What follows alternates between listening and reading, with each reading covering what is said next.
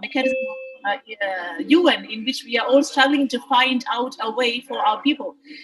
But nevertheless, I'm doing a short presentation of Mr. Livingstone Sewanyana, and I'm also pleased to welcome him on behalf of all of you. So Mr. Livingstone Sewanyana is a United Nations independent expert on the promotion of a democratic and equitable international order. He is the founder and executive director of the Foundation of Human Rights, which is an Ugandan civil society organization. A lawyer by profession and barrister of the High Court of Uganda, he holds a doctorate in public law from the University of Cape Town in South Africa.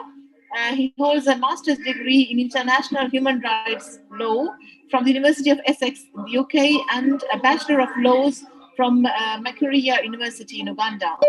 He also holds a postgraduate diploma in law from the Law Development Center in Kampala, as well as certificates of specialized studies from the Institute of Social Studies in the Netherlands and the International Institute of Human Rights in France.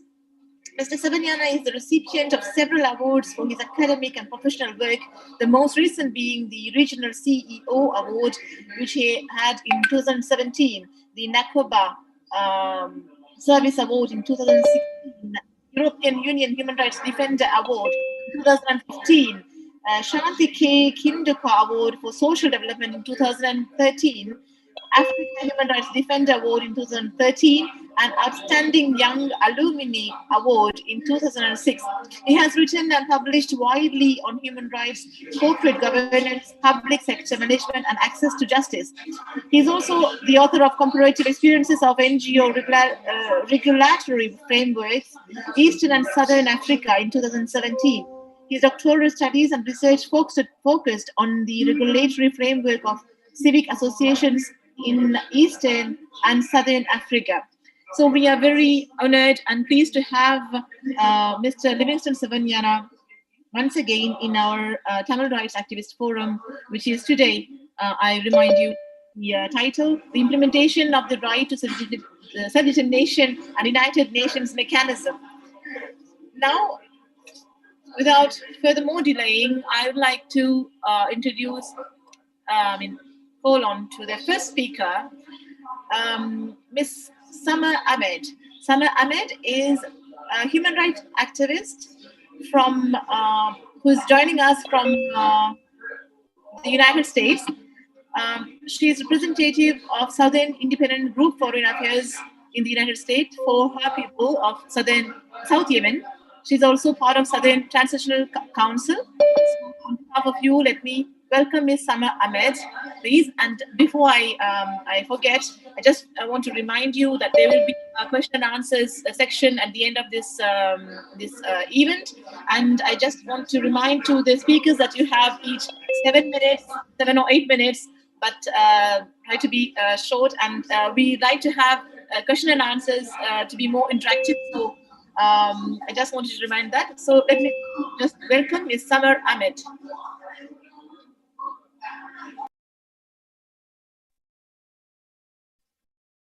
Thank you, Nisha. Hello, everyone. Thank you for all coming. I'm really happy to be here. Thank you for inviting me.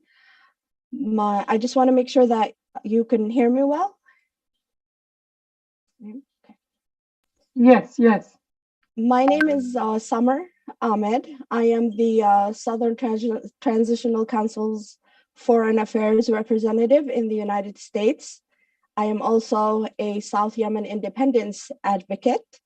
Probably many of you know, and some probably don't know, but South Yemen has been fighting for independence since 1994. I'll give us a brief history. On May 22, 1990, North Yemen and South Yemen united to become what's known as Republic of Yemen. That unity didn't go well. Militaries were not merged, and politically, economically, and militarily, everything was not merged, and North Yemen basically reneged on the unity agreement that was signed by South and North Yemen, which led to a civil war in 1994, where South Yemen was invaded by North Yemeni forces, and which the North won during that time. And then Yemen unity was implemented by force in 1994. Since then, the people of South Yemen have been peacefully fighting, advocating for independence. First, initially, there were many protests in South Yemen to correct the Yemen Unity Agreement, to solve the problem and marginalization. The first protests against the injustice and Yemen unity happened in 1998 in Mukalla, Hadramaut, which led to civilians being killed, and a brutal crackdown started since that time, because the power brokers in North Yemen feared that there is a real movement in South Yemen that will demand independence. For that, the government in Sana'a, led by President Ali Abdullah Saleh, started gripping everything in South Yemen, controlled all aspects of the government, economic institutions in South Yemen. So Southerners felt marginalized, excluded, and oppressed. After that, the Southern movement was initiated in 2007. It was a peaceful movement that culminated to defend the South in the new invasion in 2015. Every time there is a conflict or there's a new invasion in South Yemen, usually the culmination of grievances and marginalizations promote and motivate Southerners to come out. I'm sorry about my raspy voice. I'm actually battling a cold, so I apologize for that. In 2015, probably many of you know this, because the war in Yemen has been in every headlines. So in 2015, the Houthis took control of Sana'a, and to solidify their control over Yemen, they also marched south and invaded Aden. There were bloody battles. Aden was basically left destroyed, and there were many civilians that were killed and displaced. The effects of that destruction is still in place today. Institutions are still destroyed. Services, electricity, water institutions are still destroyed. And grievances continue to rise, and Southerners continue to demand independence and the right to self determination. I'll answer any questions you have about the Southern cause and where we are today. Again, thank you, and I'll be happy to answer any questions you have.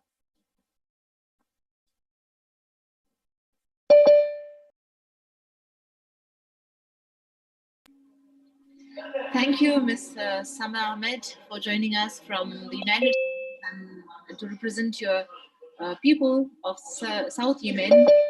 We wish you good luck for your in your fight, and we are here with you also. So thank you for your attention. I hope there will be questions also at the end of this session. So our next speaker is Rev.Father Jerry Jumbam. Here again, I don't know if we really need introduction, as he last time also came here. He's participating with us for all our Zoom meetings for more than now 2 years, and Father Reverend Gerald Jumbam is a fervent activist for the Amazonian people's rights in southern Cameroon and has played a major role in the freedom struggle. His sense of inner freedom allows him to express himself freely and with concision. His huge commitment to the theological enterprise has worried him his spirits to fashion out a theology for his African people. He calls it Theology of Self-Determination. He has written a book entitled Independence or Nothing. And during the last Zoom session, he has also presented The Pillar of Fire by Night, in which he questioned the UN system and its functions regarding the rights of self-determination of neglected people like us. So let me welcome Reverend Father Jerry Jumbam. Thank you. Ms. Nisha, thank you for the introduction. I'd like to begin with a simple story, a story found in one of the most important books that ever existed. One day, some Pharisees came to Jesus, determined to trap him with a complex question. They wanted to know if the Jews should pay taxes to Caesar. Jesus, because he saw how dubious these Pharisees were, answers their question with a question. Whose image is on the coin you use to pay the taxes? That was a simple question because Caesar's image was branded on every coin. Money was Caesar's property. That led to a simple conclusion. Give to Caesar what is Caesar's, and to God what is God's. The Bible readers quote that verse often, but few people pause to meditate on the seriousness of the universal message Jesus passed to his audience. We almost never talk about the last part of the verse, and to God what is God's. In context, the reference is to the image of Caesar on the Roman coins and the image of God in the human being. So there are two coins in play here. The coin of Caesar, the Roman coin, and the coin of God, the human coin. Jesus is really saying, you are worth more than Caesar's coin. You are worth more than money. You are God's image. So the image planted in God's coin is the human being. Thus, the title of this address, The Coin of God, Right to Self-Determination and the Agony of the British Southern Cameroons. Dear brothers and sisters, your body, your heart, your mind, your soul, your emotions, your will, your dreams, your most profound longings, all of it is grafted in the image of God. That's the ultimate implication of being made in God's image. Herein lies the very fountain and source of the spirit of self-determination. The perception of man as the coin of God prompts me to see self-determination as the universal eligibility to be fully human, the determination to pull down not only unjust walls that dishonor the human being, but also to emancipate chicken-hearted and cowardly mentalities in man. Such yearning ambition to overcome slavish psychoses can be an agony to oppressors, but also can be torment to oppressed slave still licking the flesh pots of the master. Genuine self-determination fashions out a native attitude of live and let live, be and let be, which finds practical expressions in such global civilizing principles as human dignity, human life, liberation, and the quest for happiness. The United Nations, privileged in their position of leadership of the world, is called to rouse the conscience of the world, summon each one of us global citizens to a great and common purpose, so that millions of afflicted men, women, and children trapped in the prison of oppression can at least be set free. For my country, Amazonia, the United Nations has always constituted a prism through which we view our situation in the world and how we wish our practices to be perceived and judged. The mischievous Cameroon Republic military men that leave the comforts of Beitoa, Bafia, Kuseri, Bangante, Bululand to wander through the aboriginal grassland highlands of Bamenda or the forest zones of Ndian are extremely serious. They have to be. They have come to change my world.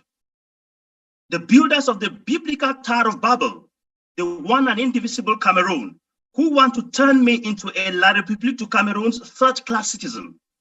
They know the importance of being serious. They have that quality of mind that Adolf Hitler's Gestapo before then understood so well. Seriousness. Now it seems to me pretty obvious that if I wish to achieve independence, to change the identity fabricated for me by these serious agents of modern African colonialism, I will need to borrow some of their willpower, some of their seriousness. Obvious to do it by lazing away in internal strife, baseless backbiting, and a vicious factionalism.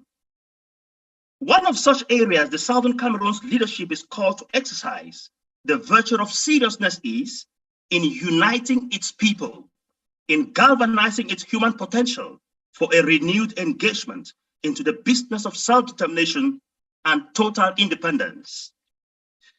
I am proud son of a spiritual institution that in its royalty enjoys a sovereign status among the nations of the world, the Vatican.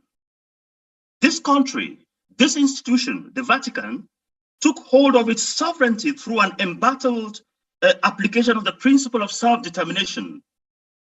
The Lateran Treaty of 1929 was the sovereign accomplishment that gave the Vatican full powers to stand by itself away from the maneuvers of the fascist tyrant Mussolini. So when I speak about the independence of Ambazonia, the Southern Cameroons, my homeland, I am earnest about everything I do, supported by concrete, tangible testimony from my religious and spiritual backyard. Priest I am, yet with a deep sense from personal influence of the centrality of national identity and a sense of belonging, and how when deprived, man and woman quickly sinks into human hopelessness. Such despondency cannot be ignored, nor suppressed, nor circumvented, and shouldn't anymore be ignored in the case of the Ambazonians scattered here and there, waiting for a free land where they could rule themselves and exploit their resources for the building of a future for their children. That is why some of us have gone public to uncover these afflictions and seek the hand of institutions like the UN in the addressing of such historic and contemporary cruelties meted out on whole peoples. Accurately, we can say that the UNO is the child conceived in the brilliant minds of two wartime remarkable and far-sighted 20th century statesmen, Franklin Delano Roosevelt and Winston Churchill. It was in 1941 the Atlantic Charter was born.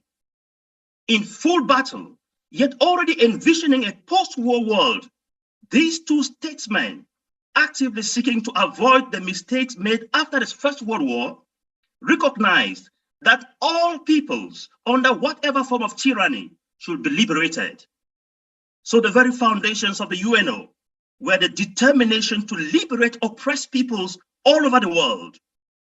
In that defining Atlantic Charter, there were 8 principal points among them.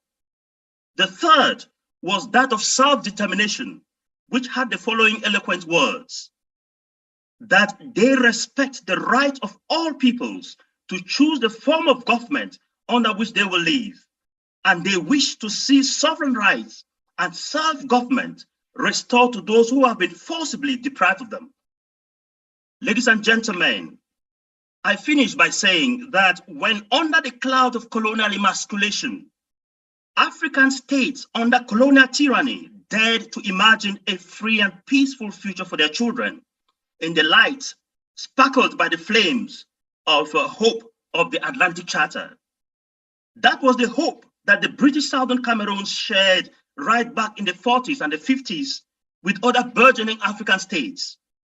But when Nigeria and Ghana, when Kenya and Tanzania, and when La République du Cameroon even were granted their full independence, the British Southern Cameroons, which had full rights as trusteeship UN territory, was left in the dark, deprived of his right to self-government.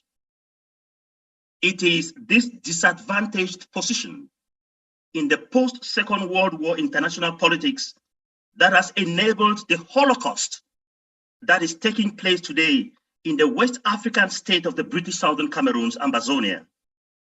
The Ambazonian man and woman are fired up in this generation to right those wrongs and get back their stolen birthright, full and total independence. Thank you.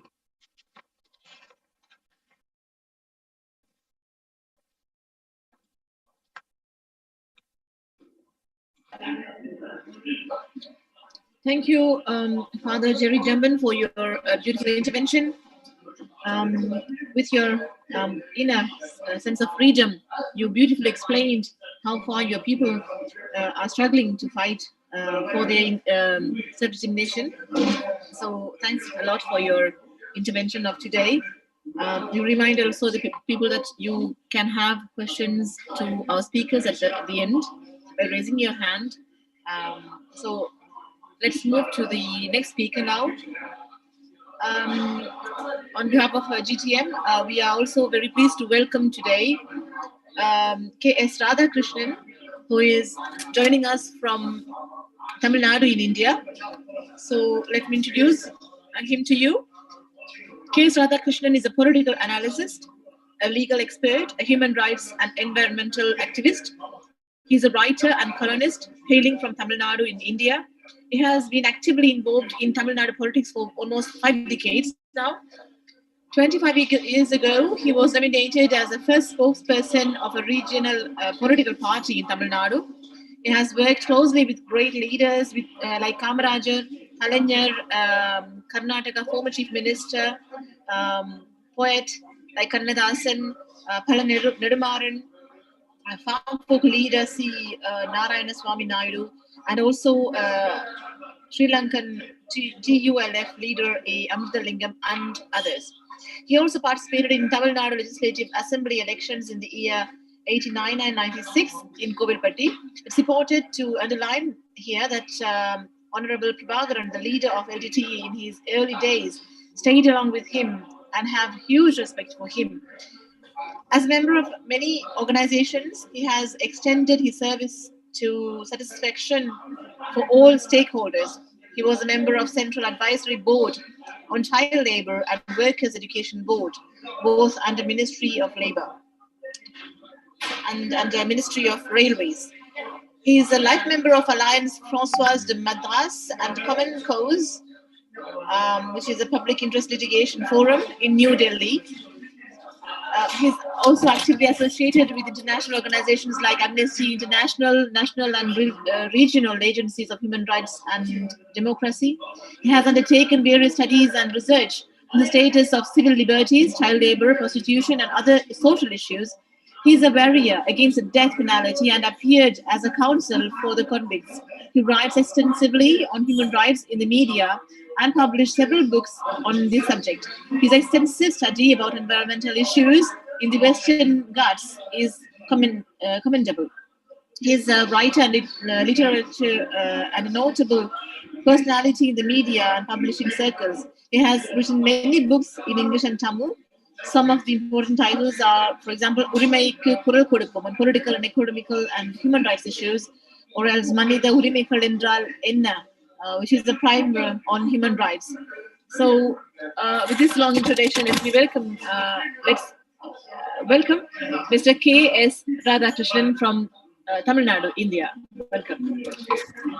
Dear fellow friends, greetings and vanakkam from Tamil Nadu. I am here to talk about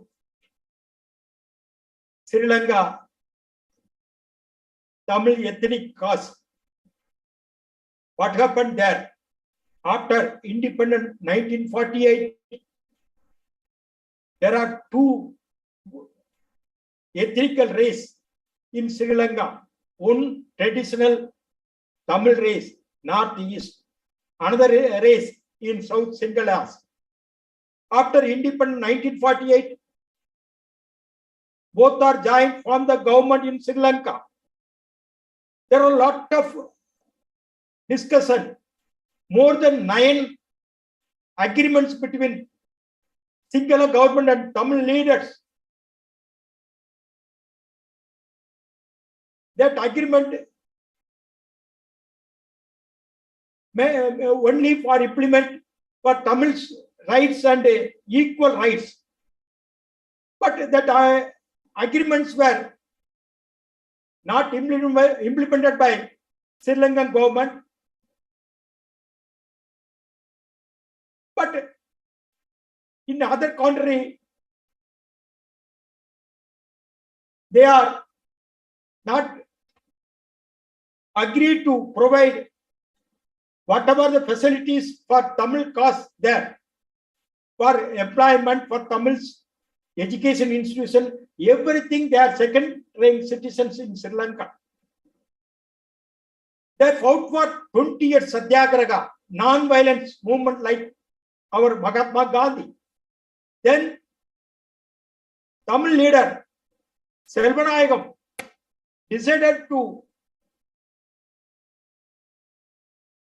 in future, we have to take some decision. So they met in Vattukottai. They passed a resolution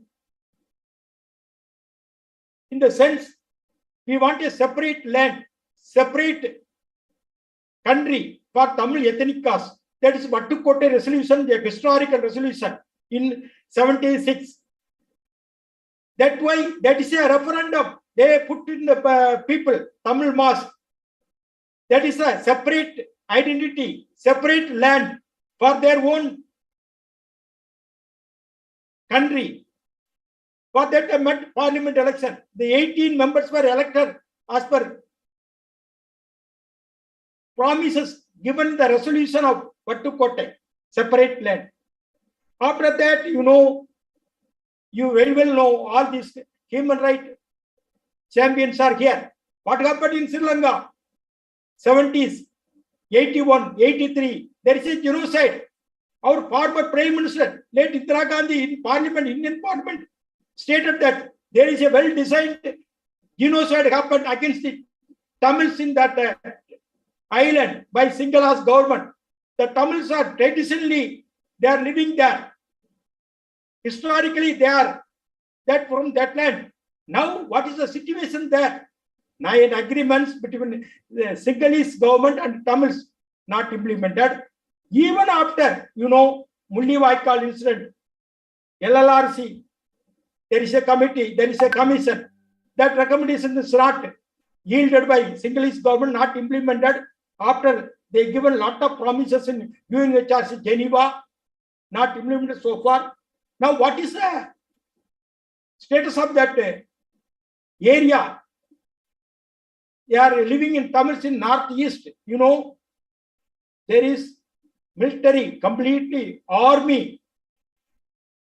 There is no war, no threat, no terrorism. But army is camped all this northeastern area, creating fear among Tamils. So we are telling you withdraw the army from there. Almost Mullivaikal is over. Now they are peaceful. So why these are wandering here in the army? That's the first thing. Second thing, during Mullivaikal, lot of people, Tamils, were arrested. What is their status? What about their release? So far, no reply from single government. Lot of people are disappeared. Third point, lot of people are disappeared. So many times they put a demand to find out the disappeared people whereabouts. No reply from secular government. Then, the pending resolution is from 2012 from UNHRC. No result, no effective. Our close friend Bosco is there. He's making all efforts, but no outcome so far. The international community should be supported. UNHRC, even Indian government. Some people are advocating for this from Tamil Nadu. Likewise, we want a separate referendum referendum with the supervision of international agencies. What is the aim? What is Sri Lankan Tamils needed for the political settlement? There should be a referendum. There are so many precedents are there. You know, South Sudan, Czechoslovakia, even after, you know, Soviet Russia, so many countries were disintegrated, their own separate nationality. That is why, thus, this is a fit case for self-determination to decide their own right. That was given by United Nations universal right. That's a theory. That's a natural justice. They have to provide that self-determination is must for Sri Lankan cause. Still, they are fighting from 1948. Now, what is the 2022? Nothing happened. Still, Sri Lankan Tamils are second-rank citizens in that island. Nothing happened.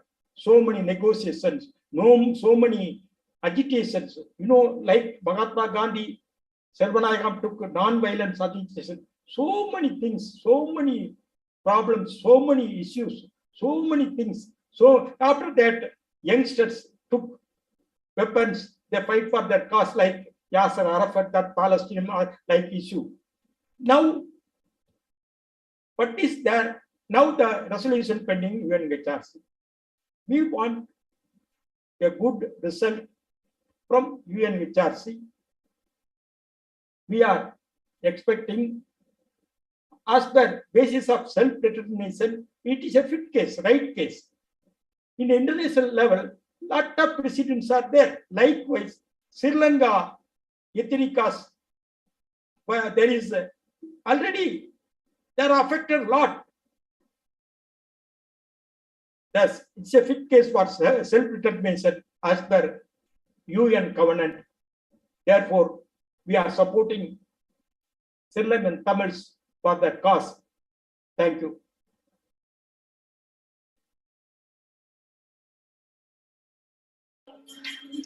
Thank you, Mr. Radhakrishnan, for your beautiful intervention, reminding the struggles of the Ulam Tamil people. You made a brief historical outlook on our situation starting from 81, 83, and you also touched a word on Indira Gandhi, who recognized it was a genocide, and even after her, genocide still continues for Ulam Tamils in Sri Lanka and outside Sri Lanka, as they are trying to oppress us even in a mental way. And you also pointed out the failures of the international systems like UNHCR, and you also pointed out the Sri Lankan government's brutality and the impunity in which they are governing over the Sri Lankan Tamils, who are considered as second-class citizens, as you very well exposed. So thank you very much for this comprehensive analysis from your part. And I remind also the people who wish to ask questions to our speaker, you can also raise your hand at the end to ask him questions at the end. So thanks again, Mr. Radhakrishnan, for your participation. Our next speaker is a very beautiful lady. I call her the Iron Lady, and she knows I love her. I always have a great admiration for her each time I see her in the Human Rights Council. Miss Omeima Abdeslam, and she's a very an example for people like me, for women like me. I always tell people, you know, come and see and come and meet Omeima in the UN, and you'll see that women can do even better than behind inside inside your house. We can change world if we unite together. So the example I give is Omeima. Omeima Abdeslam was born on the Atlantic coast of Western Sahara in 1973, the same year as independence movement, the Polisario Front, created to fight against the Spanish occupation of the time. 2 years later, Morocco annexed this area as large as half of France, anticipating the departure in 1976 of the Madrid authorities. The war breaks out, and the family of Omeima Abdeslam, an anti-colonialist, fled in 1978 to a refugee camp in southern Algeria near Tindouf. In 1991, a ceasefire was signed under the aegis of the UN. This agreement provides for a self-determination referendum which never took place, and Omeima is fighting to get this referendum and also to get this self-determination for her people. And I invite Omeima to speak about that in her words. Welcome, Omeima. Thank you so much, Krishna. I am very honored to your words and to your admiration. Me too. I am admiring the Tamil people by your perseverance. And I want to thank Global Tamil people for inviting me to this conference. And I want to thank Mr. Livingstone for being with us here and other nations to hear about our history. We really appreciate your dedication and your time. As you perfectly said, I am coming from Western Sahara. It's a non-self-governing territory. It's listed in the UN. We are in the 4th committee. We are in the agenda of the Security Council. We are everywhere, but unfortunately, the UN has failed to the aspirations of the Sahrawi people to achieve independence. The fact that we are in the list of non-self-governing territories, we are entitled to be independent and free, like the other countries who were in Africa. Actually, Western Sahara is known as the last colony in Africa. We have done everything for this independence. We have launched a war of 16 years. We have created our own state, which is a full member of African Union. It is the Sahrawi Arab Democratic Republic, which is recognized by 84 countries. Unfortunately, this state is not a member of the UN. We have organized ourselves, and we have become the second country in Africa that has really eradicated analphabetism. We are very well organized. The position of the woman is very powerful. We are a very progressist country. The women in my country, that they doesn't know what it is, the violence against women. When the woman, she's divorced, we make her a party. The women who are divorced are more like courteside than the ones who are unmarried. And the women are very visible in their houses and also in the society. For example, just to give you an example, the 90% of the health system is led by women, and 80% of the education system is led by women. So we are the perfect country, but with the huge problems. And I want to tell Mr. Livingstone and all of you that all the problems that we have as Africans or as nations who are aspiring to have our free nations, the problem is that these problems has been imposed to us by Western countries. In our case, it was Spain, it's France who's preventing, it's USA who's preventing. And in your case of Tamil, for example, is I don't know who has created all this mess, but I think it's the UK. If I'm not, correct me, please, Nisha. It's UK and it's Sri Lanka government somehow, but UK is the one who has really created a big problem. Yeah. So the question of Western Sahara, it's a huge problem that is in the agenda of the UN, but unfortunately, the UN, the Security Council, instead of being part of the solution, has become part of the problem. Let me explain you. So the Security Council has been created to create peace and security, to avoid wars, to avoid everything. We are in the agenda of the Security Council. Every time that the question of Western Sahara is discussed, there is these 5 countries who are UK, Russia, USA, France, and the other one I can't remember who is, but these 5 countries are monopolizing the question of Western Sahara, and they are putting it in stock. Let's call it like this. They stock the question of Western Sahara, and they prevent any kind of solution. So there is no political will from the UN to solve those conflicts.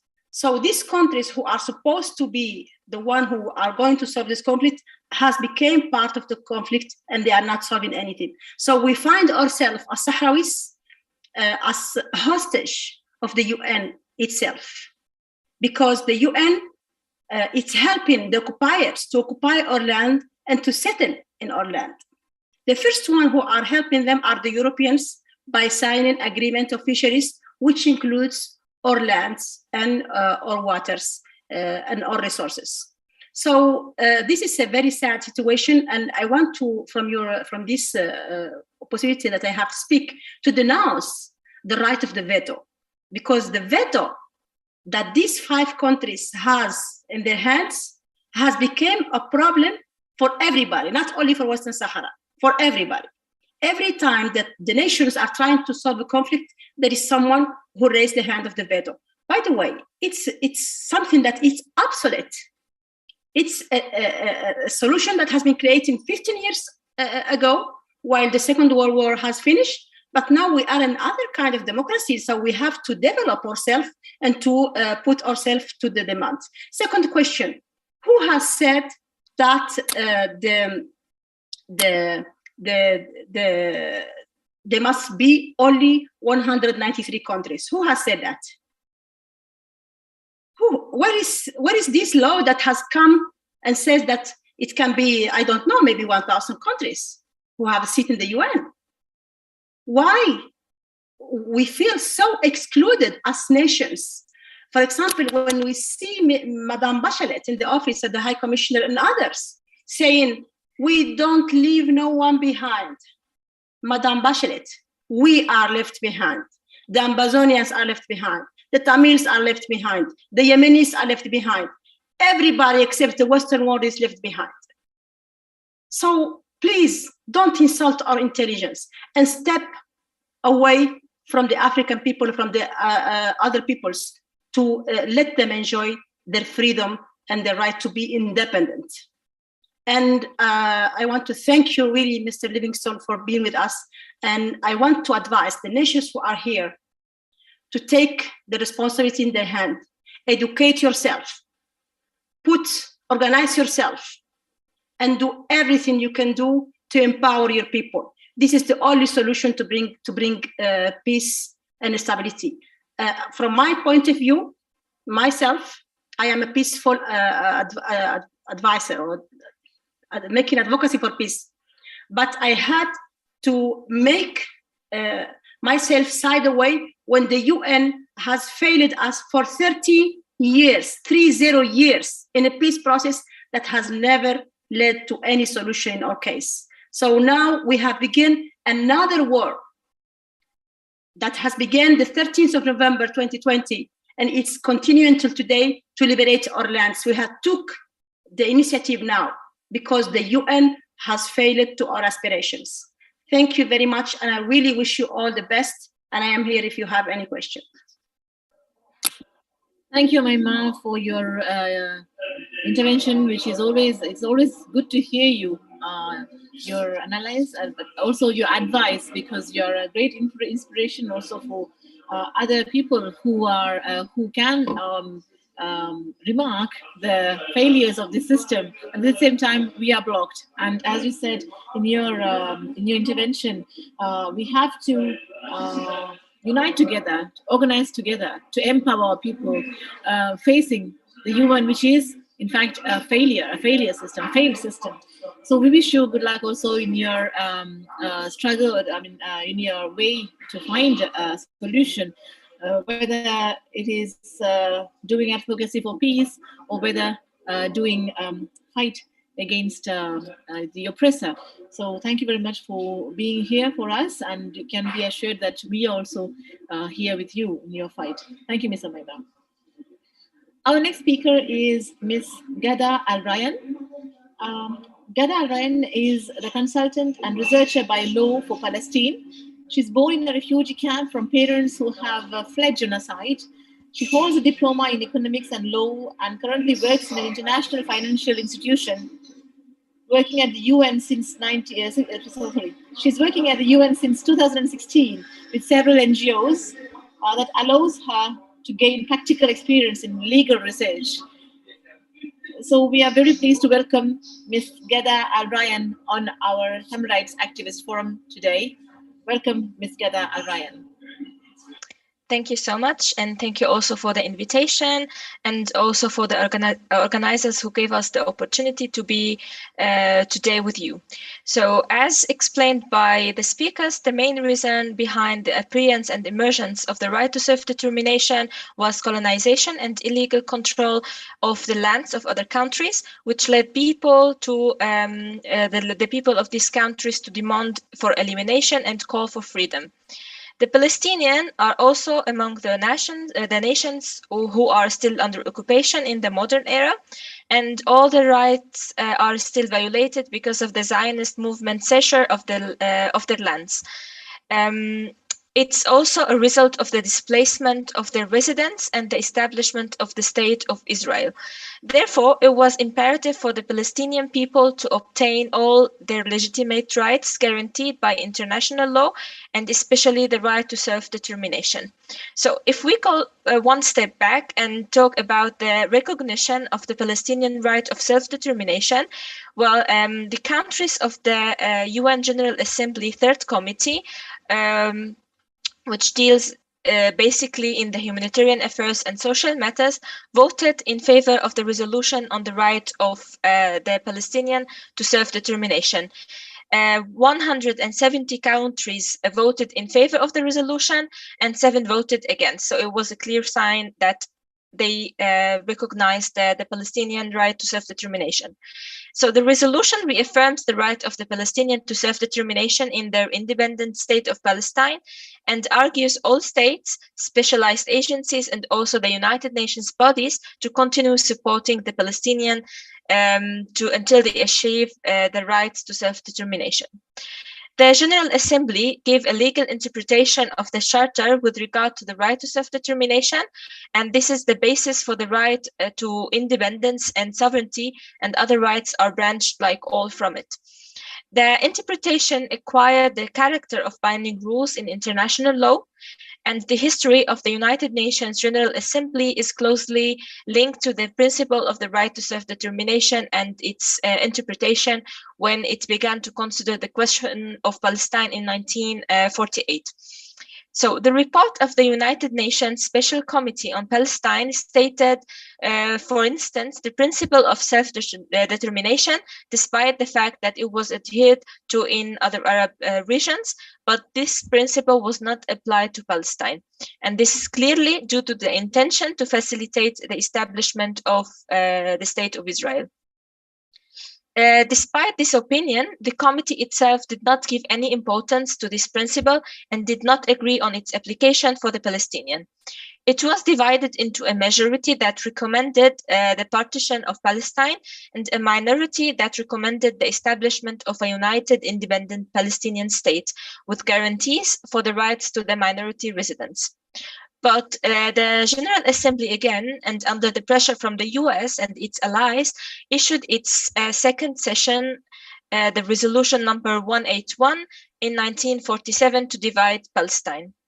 Thus, and for 20 years, the General Assembly has viewed the issue of the Palestinian people and their rights as a refugee problem, and for the first time, the concept of the inalienable rights of the Palestinian people appeared in the General Assembly Resolution number 2535 of 1969, in which it was stated that the General Assembly reaffirms the inalienable rights of the people of Palestine. So the Palestinians have the natural and undisputed right to own the lands on which they have lived since ancient times, like other nations, and they clearly have the right to establish a Palestinian state and also the right to self-determination.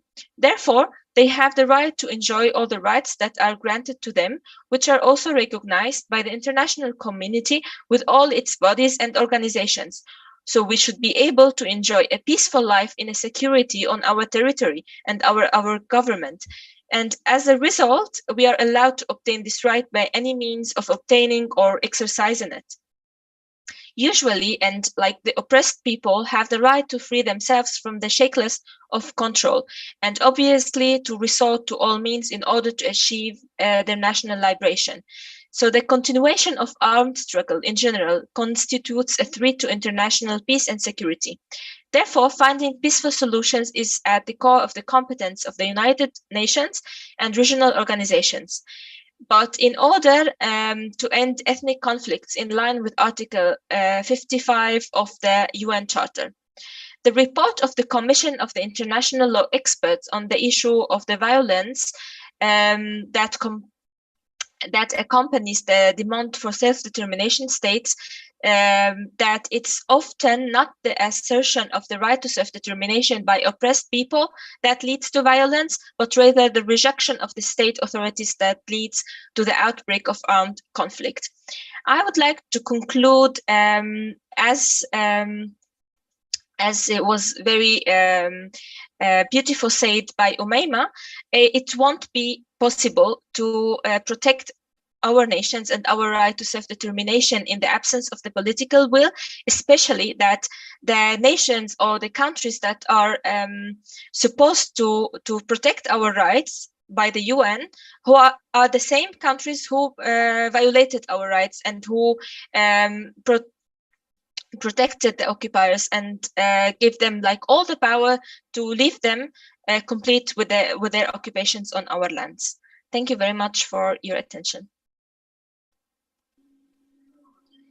Thank you, Ms. Ghada Alrayan, for your beautiful intervention and your very concise analysis of your struggle and the failures of UN, but also the failure of the governments who are united there and who are trying to solve our problem, but within their limits. So you beautifully expressed how they are continuously trying to ignore us. So, and how we can find a solution. And I also remind people that the question of Palestinian people is discussed under item 7 thrice a year. So it's always good to see what's happening there, because Palestinian cause, it's something on which we can rely and on which we can take example on our freedom fight also. Thank you, Ms. Ghada Alrayan. I hope to see you next time in better conditions and not via Zoom. So hope to see you soon. Our last speaker is Mullah Ahmed, who is living in exile in. So I don't have the country. I just have a dash here. So I live in Paris, actually. Okay, so you are.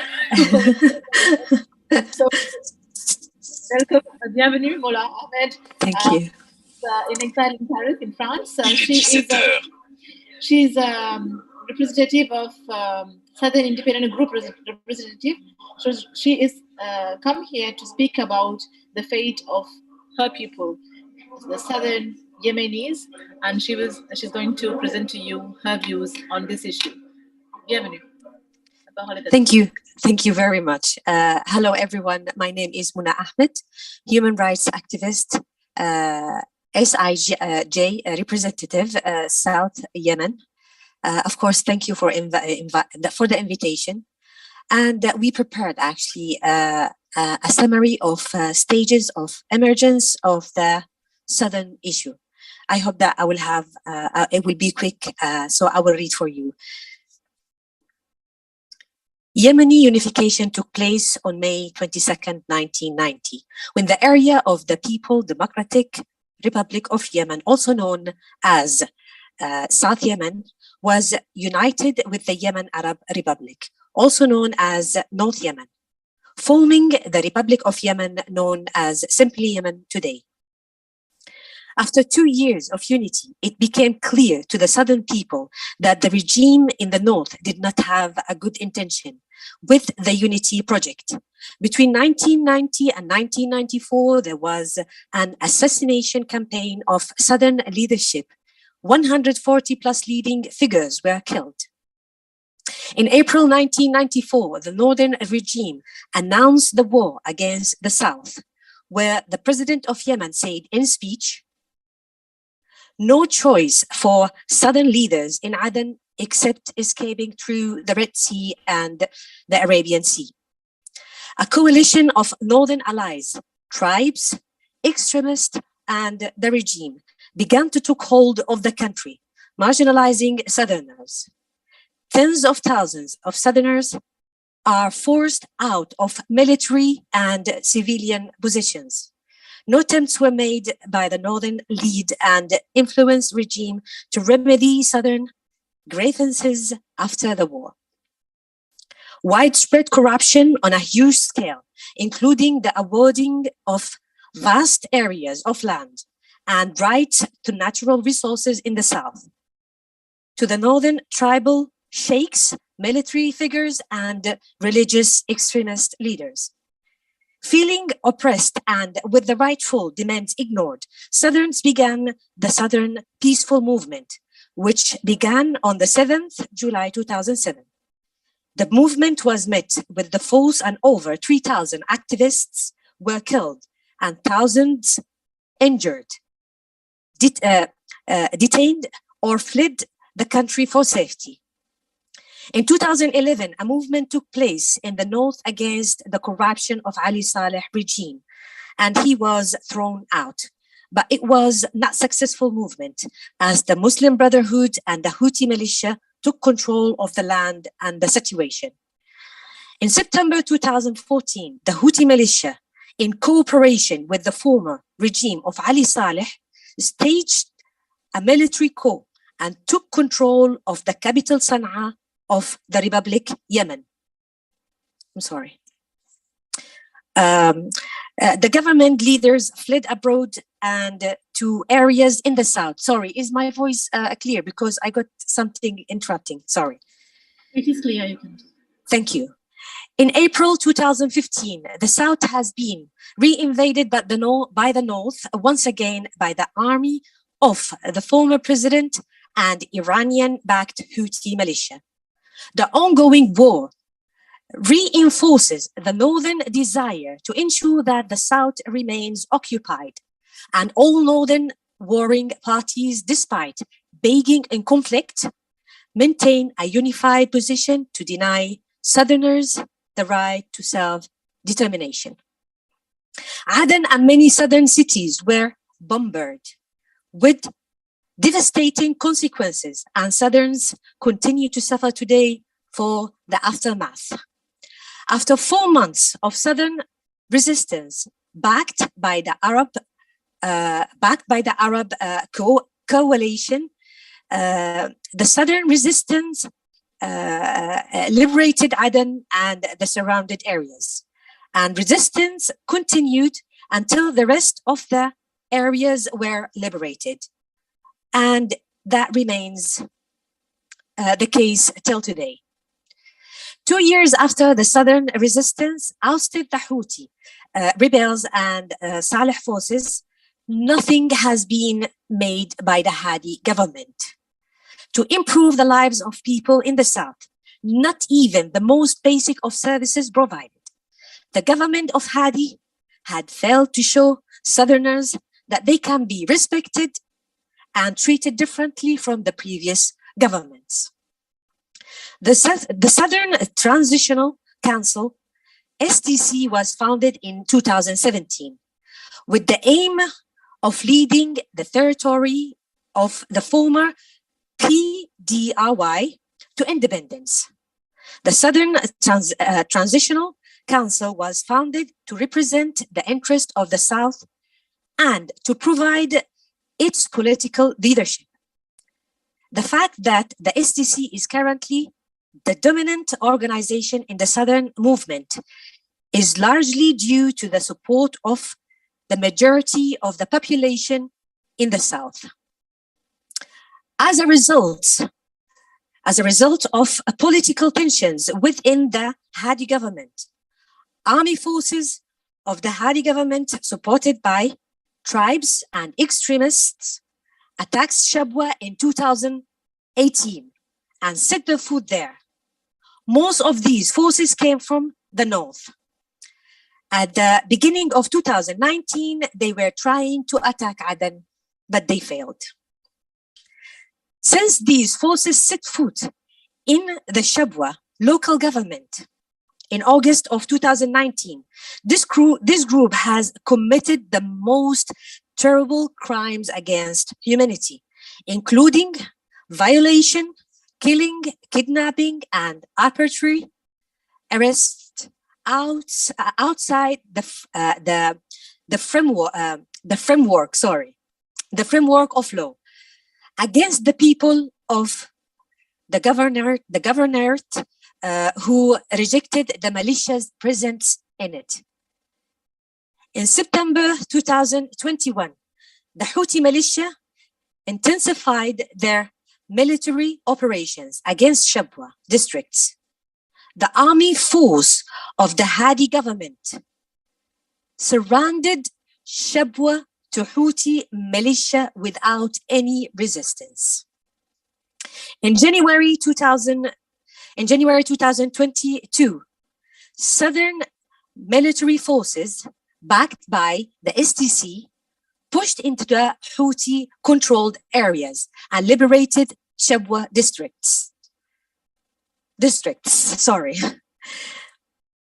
In an interview with the Arab News, Al-Hadath, STC President Aidarus Al-Zubaydi said that the nature of future state in South Yemen will be determined by the southern people through a referendum.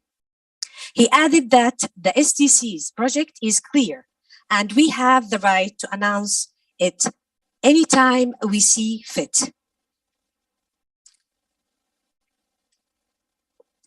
I'm sorry, I'm just having interruption calls here. I'm so sorry. He said that we are seeking self-determination as the support for self-determination by the United Nations remains pride of all humans. He mentioned that STC vision revolves around three options on the table that will be subject to referendum, determined by the Southern people. The first option is to return to the before 1990, while the second one is federal state. The third option is the survival of unity. Finally, it is clear that regional stakeholders have come to the conclusion that stability in southern Yemen has become an urgent necessity. But there is no clear point of view in the international community regarding the future of South Yemen, as they may have different interests. Thank you for listening. Thank you very much. Thank you, Mola Ahmed, joining from France. You have beautifully exposed to us your situation, the situation of the southern Yemen people. It's always good to hear from first your stories, because we are all fighting, we're all sailing in the same boat, but sometimes we don't know much the struggle of others. So it is very well explained and very historically constructed. So thank you very much. We see that you are still in struggle, and even now, 1 month ago, your fight is still on the fire, let's say. So thank you for this clear vision and analysis of your historical and political struggle to find a solution, which is a referendum, and finally to a self-determination that you're asking like us. So friends, we have come to the end of the speaker's intervention. So I now I'm inviting our keynote speaker of the event, Mr. Livingstone Sewanyana, the United Nations independent expert on the promotion of a democratic and equitable international order, to give his analysis of all the interventions and to tell us what is possible within the framework of the UN. And also, I also remind people who wish to question our speakers, you can, and also Mr. Livingstone, that you can raise hands at the end to ask your questions. So now, without further delay, let's welcome Mr. Livingstone Sewanyana for his keynote speech. Welcome, Mr. Livingstone.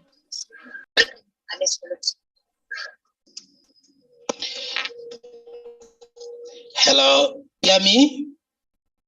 Hello? Yes, we do. We hear you, Mr. Livingstone. You hear me well. Thank you. Hello? Yes, Mr. Livingstone, we can hear you. Can't see you, but we can. Okay, wonderful. Okay. Hello, good morning, good evening, wherever you are. Once again, I'm delighted to have been given this opportunity to make a contribution to this very important subject and struggle on self-determination. I want to thank the moderator and the conveners for this wonderful job that you are doing, creating awareness and ensuring a continuous or continuing public discourse on this very important issue. As we have agreed in the past, it's no longer in dispute that the right self-determination is an inalienable right, particularly to all those communities or persons who are facing oppression. And once we have proved that there is oppression and abuse of fundamental rights of a people, and there seems to be a continuing pattern, then a case has been made for those people to exercise their right self-determination. States, however, are very quick to make an argument that those seeking for self-determination are trying to undermine their territorial integrity. And as such, they don't deserve the enjoyment of that right. I want to submit that the right self-determination, as has been discussed on many occasions, is an issue of rights, it's an issue of devolution of power, and also is a public outcry for self-governance. Indeed, many communities have justified their search for the right self-determination. Listening to many speakers, as I've done before, from South Cameroon, Palestine, Western Sahara, Yemen, and of course, Sri Lanka, there is no doubt that the struggle must continue. And we need to constantly create awareness among the public about the necessity to assert that right. Indeed, for many communities, as you have rightly put it, there have been a lot of resolutions upon resolutions from the UN Human Rights Council as well as the UN General Assembly, in some cases making a justifiable argument for those particular areas to acquire the right self-determination. The biggest challenge, however, at the moment is no longer the question as to whether they are entitled to the right self-determination or whether states are aware of the necessity of the people of South Cameroon, Palestine, Western Sahara, Yemen or Sri Lanka, among the Tamils, to exercise their right. The challenge right now is how do we go about it? In the most recent webinar, I think we spoke about this issue. And as you recall, my predecessor, Professor Alfred Desire, said it's no longer an issue of whether the communities in question deserve the right, but it's now an issue of implementation and, of course, creating a mechanism through which there is solutions and, of course, the search for identity can be realized. He pointed out, if you recall, the necessity for us to build political pressure. And as I heard rightly from the speaker from Palestine, and I think Western Sahara, it's now an issue of political will. How do we ensure that states commit themselves to implementing these resolutions, which have been passed over and over? How do we ensure that the question of self-determination remains high on the radar for member states to constantly engage themselves with? How do we ensure that the UN Security Council sees this issue of the right to self-determination as an issue of peace and security for the world? How do we ensure that increasingly within the framework of the Sustainable Development Goals, the question of leaving no one behind also includes those people, whether minorities, who constantly are facing oppression and deserve the right to coexist or self-existence? So it's now an issue and a question of how. But as he put it rightly, we need to build political pressure. Political will has become increasingly necessary to ensure that these resolutions are actually upheld and implemented. And of course, when we engage in this public discourse, as we constantly enlighten ourselves and bring more people on board, we are certainly making the issue more and more relevant every day. Because we shouldn't leave those who oppress us or who oppress these people to imagine even one single moment that they can continue unchecked. In some states, definitely there has been a call for a referendum, like in the case of the Tamils. There is need for a referendum for them to determine their destiny. Question is, who is going to push for that referendum? I think we have agreed in the past that it may be necessary for us to push the UN to push for that referendum. But certainly some of the states, particularly the big states, do not have the political will. They don't have that interest to ensure that the rights that we are searching for self-determination are accorded to these communities. So apart from sensitizing ourselves, sensitizing the international community, creating awareness of the issue and making sure that it's high on the radar, this is a matter I have pledged before that I would like to revisit. As you recall, my predecessor, Alfred Zayas, did make a report on the right self-determination of, and since then it has not been revisited. I have discussed this within the UN system, and I intend to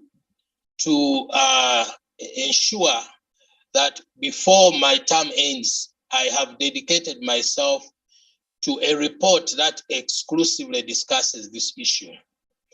I had, for example, before thought that I would actually devote the forthcoming report to this matter, but the prevalence of COVID-19 has made it quite difficult, because the resolution of both the UN Human Rights Council and the General Assembly, both in 2000 and in 2020 and 2021, required me to address the question of COVID-19 and measures that the world community must take in order to ensure equitable access to the vaccine, but at the same time to promote multilateral cooperation on the matter.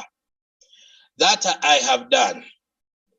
Now, through this discourse, I'm interested in picking this issue further, and hopefully we can build the necessary momentum for me to take up this matter. Recently, when we had our annual mandate holders meeting in Geneva, we dedicated a session to the Tamils, Sri Lanka, and the matter was discussed because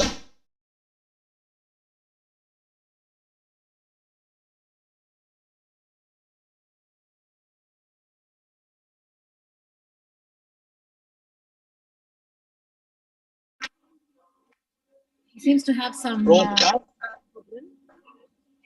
Hello, do you hear me? Yes. Hello? We can hear you. Are you still hearing me? Yeah, Hello? we can hear you. Okay.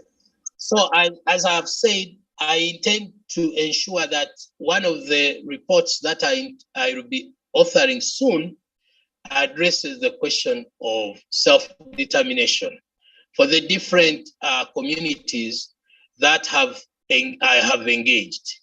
So apart from engaging my fellow special rapporteurs and independent experts, I would like to devote one of the reports to the question of self-determination. I would like to revisit the subject. I would like to bring up this issue once more to the Secretary General of the UN to make sure that the matter is not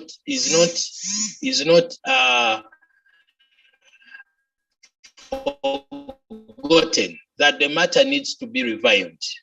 Because within the framework of SDGs, the communities that are searching for identity and of course self-expression, as well as the right of self-governance, need not to be left behind. So we have now gathered increasingly in the UN is the necessity to build political pressure.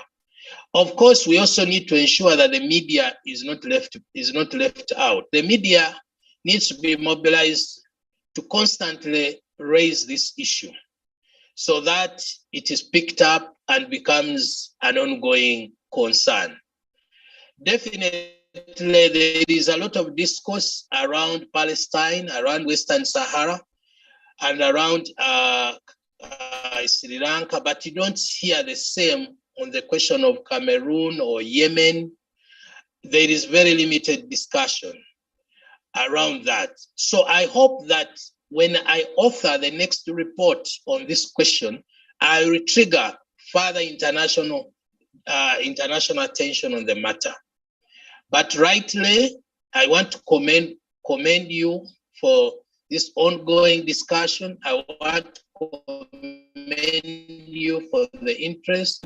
I want to commend you for the interest, and I want to say never give up. The struggle has to continue. Within the UN, I have said over and over, both the Human Rights Council and the General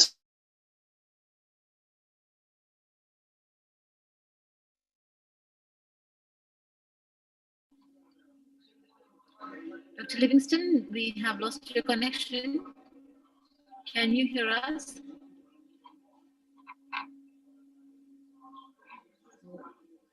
He seems to have some problem with the network. We hope to hear him again. Meanwhile, I'm just reminding you that you can ask questions to our speakers and also to Mr. Livingston. Are you here, Dr. Livingston?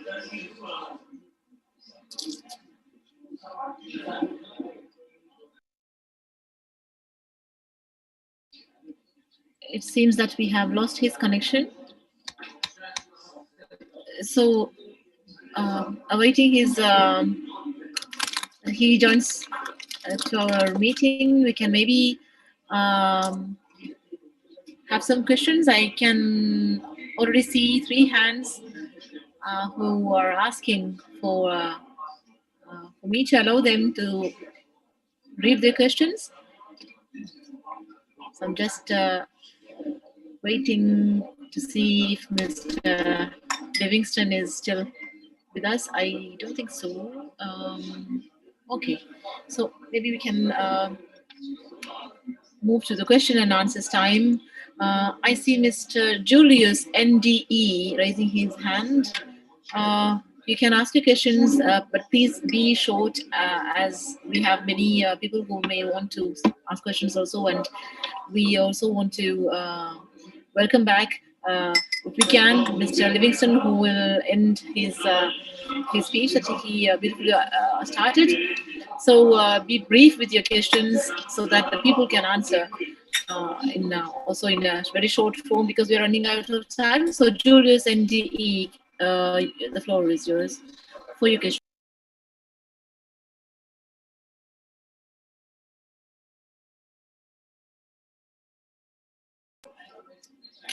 Mr. Julius NDE, yes, I think you have the mic.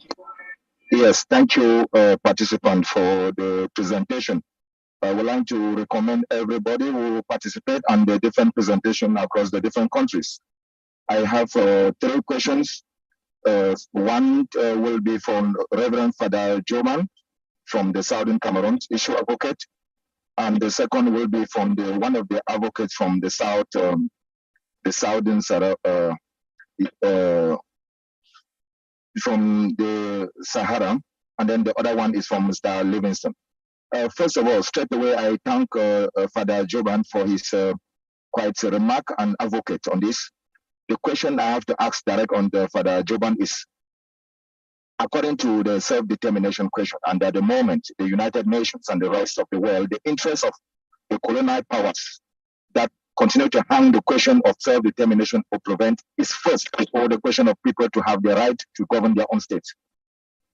More specifically, the question, the interest of America, the interest of France, question of UK, the interest of maybe and others, Russian or China, is at first before the interest of those people who are suffering from colonial liberation. That is at stake. At any point, their interest is first before any time. How could we address this in order to get the people have their right and get their state governed? Second point of question, there is also another conflict of interest in addressing. That is the question. I'm not talking this to, maybe Father Jumbam can also answer, but also the lady from Sarajevo can also answer this. The second question is, there is a side that those fighting for freedom to their states are divided, and therefore it's a precondition to determine whether they have the right to independence. I want to remark that at independence of many African countries and the other countries in 1960, there was not the question of whether you are divided before you have the right to govern your state or your right to independence. It was the question that we want our states. Yes, then those people would put themselves together and govern. Why should the colonizers, the people putting you this problem, telling you that they have to decide whether you are united or this before they give you independence? That is, should we wait on such answers from the same colonizers to decide if we want to have the right to our states? No. Then the third question to Mr. Livingstone, who is the rapporteur to the United Nations. I would like also to recommend him that he has advocated for that he is going to present the issues to the UN and or to the Secretary General. But I think that does he not think there's more to engaging the parties of the conflict are direct to the United Nations rather than he presenting a rapport for the issue to be taken seriously? The conflict of the other powers or interests is at stake rather than this. Will it not be appropriate that those stakeholders, such as some of the advocates here, should directly speak in a forum with the UN partners and other countries directly in order to get these matters straight in their minds, rather than also going through a kind of a report that somebody sends in his words, looking at it from a surface level. Thank you. So before giving place to the speakers, the question was to Rev.Father Jumbam, and then to Omeima, and then to Dr. Livingstone. Let me please welcome back again our keynote speaker, Dr. Livingstone, who has rejoined us. I think he's within us now. So let him finish his speech and then maybe answer the third question, and then we'll go to Father Jumbam and Omeima for the answers. Mr. Livingstone, are you there? Hello, moderator. Do you still hear me? Yes, Dr. Livingstone, we can hear you. Yeah, looks like I got lost and you did not hear my last comments. But in any case, my position is this. The whole question of self-determination is an issue of political will. We definitely need to build political pressure. Of course, the challenge is that CSOs, by their very nature, have very limited audience before these global bodies, particularly the Human Rights Council, as well as the Third Committee of the General Assembly. And as such, their voices have to be brought out through the mechanisms that the system has created. So we think that with the revisitation or with revisiting the issue, there would be a possibility of bringing back this question high on the radar, because at the moment it's not on the radar, mainly because of political interests, especially among the superpowers. So we need to bring it back on board. We need to constantly urge the powers that be, that the communities that deserve this right, and they have justified themselves to achieve that particular right self-determination. And until we build enough political pressure, especially among the superpowers, it would be very difficult for some of these communities to realize this right. Yes, for some, like Palestine, Sri Lanka, and of course, Western Sahara, this is a matter that has been discussed at the highest level, but still, you do not find a lot of political interest in this issue at the global level. So we need to constantly bring up the pressure and be able to make the powers that be constantly mindful that their communities urging for self-governance, self-existence, and they deserve to have that. And that is my case. So authoring another report after my predecessor, Alfred Desayas, would be an opportunity to create the necessary reminder that indeed this issue cannot be forgotten. Thank you, Madam Moderator. Thank you, Dr. Livingstone, for your intervention. And I just want to underline some words that you have said: never give up. That's the message of Dr. Livingstone today. So thank you for being with us in our fight. Yes, we will never forgive also, and never give up. We cannot forgive the governments who are oppressing us and doing continuing ongoing genocide. And no, we will never give up, and we are still fighting for our rights within this system of UNHRC, who is also sometimes failing to recognize our will and our struggles. So thank you for being such a support inside this system and enabling us to empower our youngsters also who are now taking the line. So now there were two questions to Father Jumbam. Can you please answer to his the question of our friend Julius NDE, please?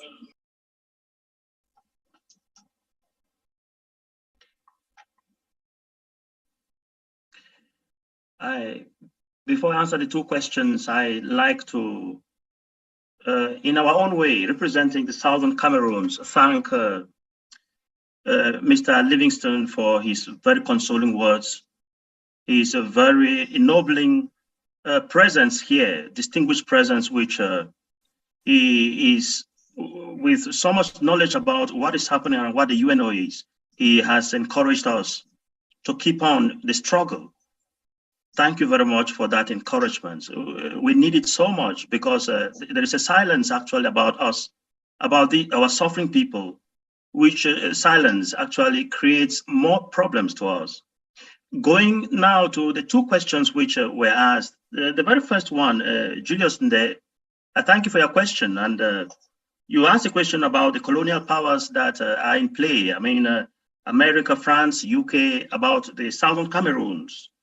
Which it's because all of us seem to have very common problems and the same issues which the Omeima from Western Sahara and Suma Ahmed from the representative of the Palestine actually already presented. For the Southern Cameroons, we have received so much encouragement from the United States of America. We must actually acknowledge their bravery. Actually, from the former ambassador of America, Ballerin, to the present new one, and to Tibor Naj, who actually has been very vocal these days. We are grateful to them. We are grateful to them, and we expect so much from them. Yeah, because the experience we are witnessing is the experience they witnessed. Their country is a country that is an offshoot from what is normally called rebellion against difficult situations which colonialism brings, and they fought hard. The Washingtons, the Jeffersons, and the Benjamin Franklins, who got their independence, the bloody war, which they got their independence as the self-determination. That was the result. So we thank America, but we expect so much from America because they are the leading country in the world, and their voice about these things, about the sufferings of people, is very encouraging and is very, very important. The UK, which actually is one of the root problems of the problem of the Southern Cameroons, has maintained a certain silence. One poet once said that not to speak is to speak. Not to act is to act. Because silence is taking a moral position, a decision which carries moral implications. We are suffering today because of the certain situations that were not handled in the early 1960s and the late 1950s, which the resolution of the independence of the Southern Cameroons actually came up, which were not resolved. French Cameroon had independence. We had ours, but things were not finished up to give us full independence. So the Holocaust, the genocide that is going on now, the United Kingdom is responsible, has a responsibility in it. I'm making it open, let them know, because not just as a priest and as a human being, our people are dying, and they have been quiet. They have made statements in the parliament, but the statements in parliament which remain in parliament don't count anywhere. The United Kingdom has a certain power in the world, which if they act, they will help some of us who are going through. We are called not just the Southern Cameroons, the British Southern Cameroons. So Britain has something to do with that particular part of the world. Then over to France, which it's a clandestine contributor to the trouble we have today. Like we have heard from Omeima about Western Sahara, where they were talking about that the veto powers are actually one of the contributors to this trouble. The problem of the suppression, the oppression of the peoples, the godforsaken peoples of the world. And I will spoke about this speaking historically. If we go back to... We are running out of time, so if we can conclude. All right, so that is, the question was about those particular names, America, France, and UK. So I think I have given the briefings about what is happening in the Southern Cameroons. We expect them, so much cooperation from them to help the Southern Cameroons get out of this mess and have our full independence. Thank you. Thank you, Father. And the next question was directed to Omeima. Yeah. I want to read you out also another question I have in the written form here in the conversation box. The question to Omeima is coming from Emmanuel Scott, Southern Cameroons. He says, thanks for sharing your experience with us, Omeima. My question is, in the Southern Cameroons War of Independence, there is a lot of division within the ranks of the liberation groups. Liberation groups fight against each other instead of fighting with the colonizer. Was this experience in your liberation war? If you had such divisions, how did you manage them? And I'm also taking the same opportunity to address you the same question than Emmanuel, because Tamils are facing the same problem. So you are. Yeah, actually, since the beginning of our fight for freedom, we have realized that if we want to exist, we have to exist as peoples, as one people, to really show us to the world as one people. And I'm sorry, Ghada, I will have to make small example about Palestinians. Palestinians has a very strong case, but unfortunately, the division has put them so down that they have lost some kind of this. In our case, we don't have this problem. Since the beginning, we have united around our leadership the movement of freedom of Western Sahara. And we decide that there will be no other option than this until independence. And when we get independence, anyone can create the government or whatever, or the group they want to create. But for now, we are only one people, one movement, and we have one speaker in our name, and it's the one we have choose. So please, people, unite, because your enemy wants you to divide, and you don't want this. You want to be strong enough to fight against your enemy and to have your independence. If you are divided, you are not going to gain anything. Thank you, Omeima, for these words.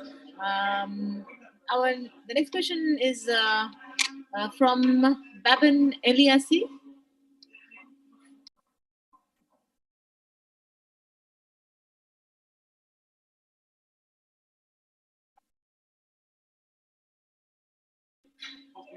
Yes. Hello? Hello. Yes, we can hear you. Okay, so hello everybody. My name is Baban. I am a Kurd from Iran. The Kurds in Iran are about 12 millions, according to Amnesty International. Since at least 4 decades, the Kurds are struggling to gain a kind of cultural and political rights, but all the demands of the Kurds have been met with violence and oppression. For example, more than half of the executions in Iran are from Kurdish origin. For example, and even in the Iranian constitution, there is laws that doesn't permit any Kurd to be a candidate for the president in Iran. This is one example. My question is that to Mr. Livingstone, when there is no peaceful solution, and for example, the leader of Kurdish political party, he was in negotiation in Austria.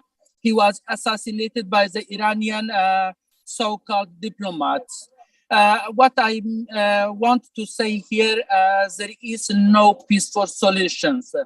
And the struggle also continues. What are the solutions? What we can do? Is it justified self-determination for the Kurds? For example, the Kurds are asking for internal self-determination, like a kind of federalism or a kind of autonomy. But where there is no hope, and the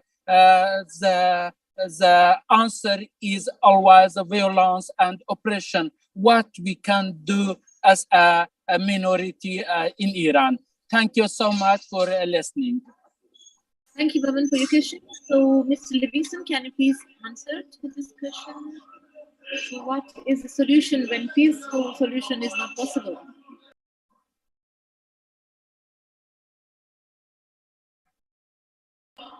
Dr. Livingstone, are you still here with us? Oh, he seems to have also, again some problem with the network. Okay. I think his mic is unmute now. Can you hear us? Yes. Hear me?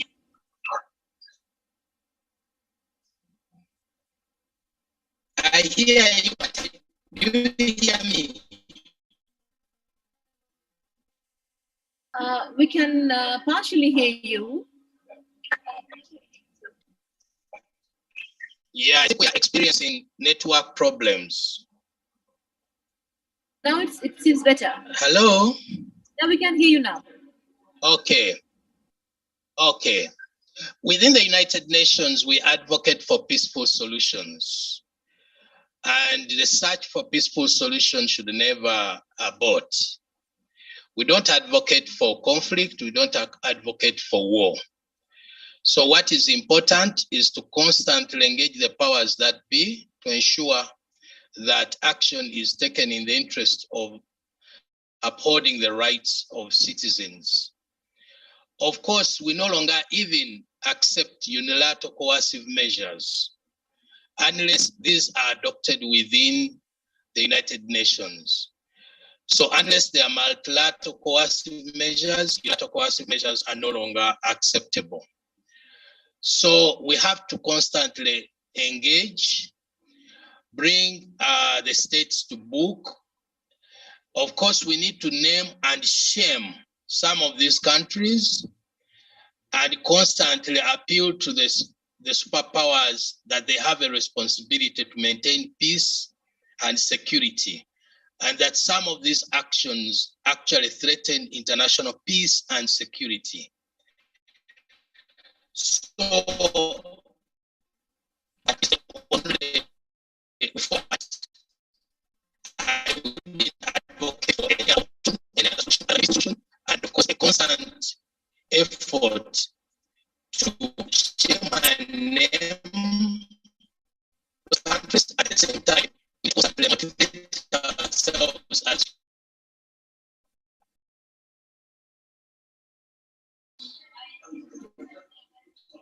Thank you, Dr. Livingston. We can hardly hear you now, but I don't know if he will come back, but it seems that we have lost his connection again. So thank you for this question and this answer. And now we move on to our next question, which is coming from Niru. Niru, can you ask a question?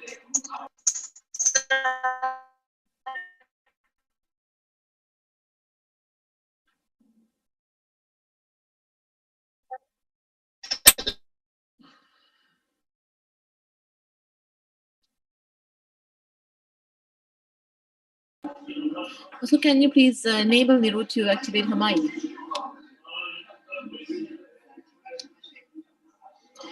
Okay, it seems there's a problem here too. So we move on to... okay, yeah, I can now. Can you hear me?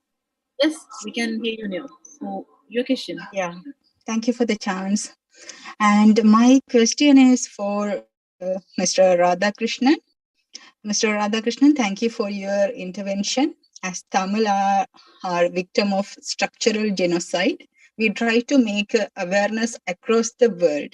But it is important to have that Thamizhnaadu State Assembly take initiative to have a committee in Parliament on the way that they can organize a monthly hearing and also make awareness among other state assembly in India too, and also around the world.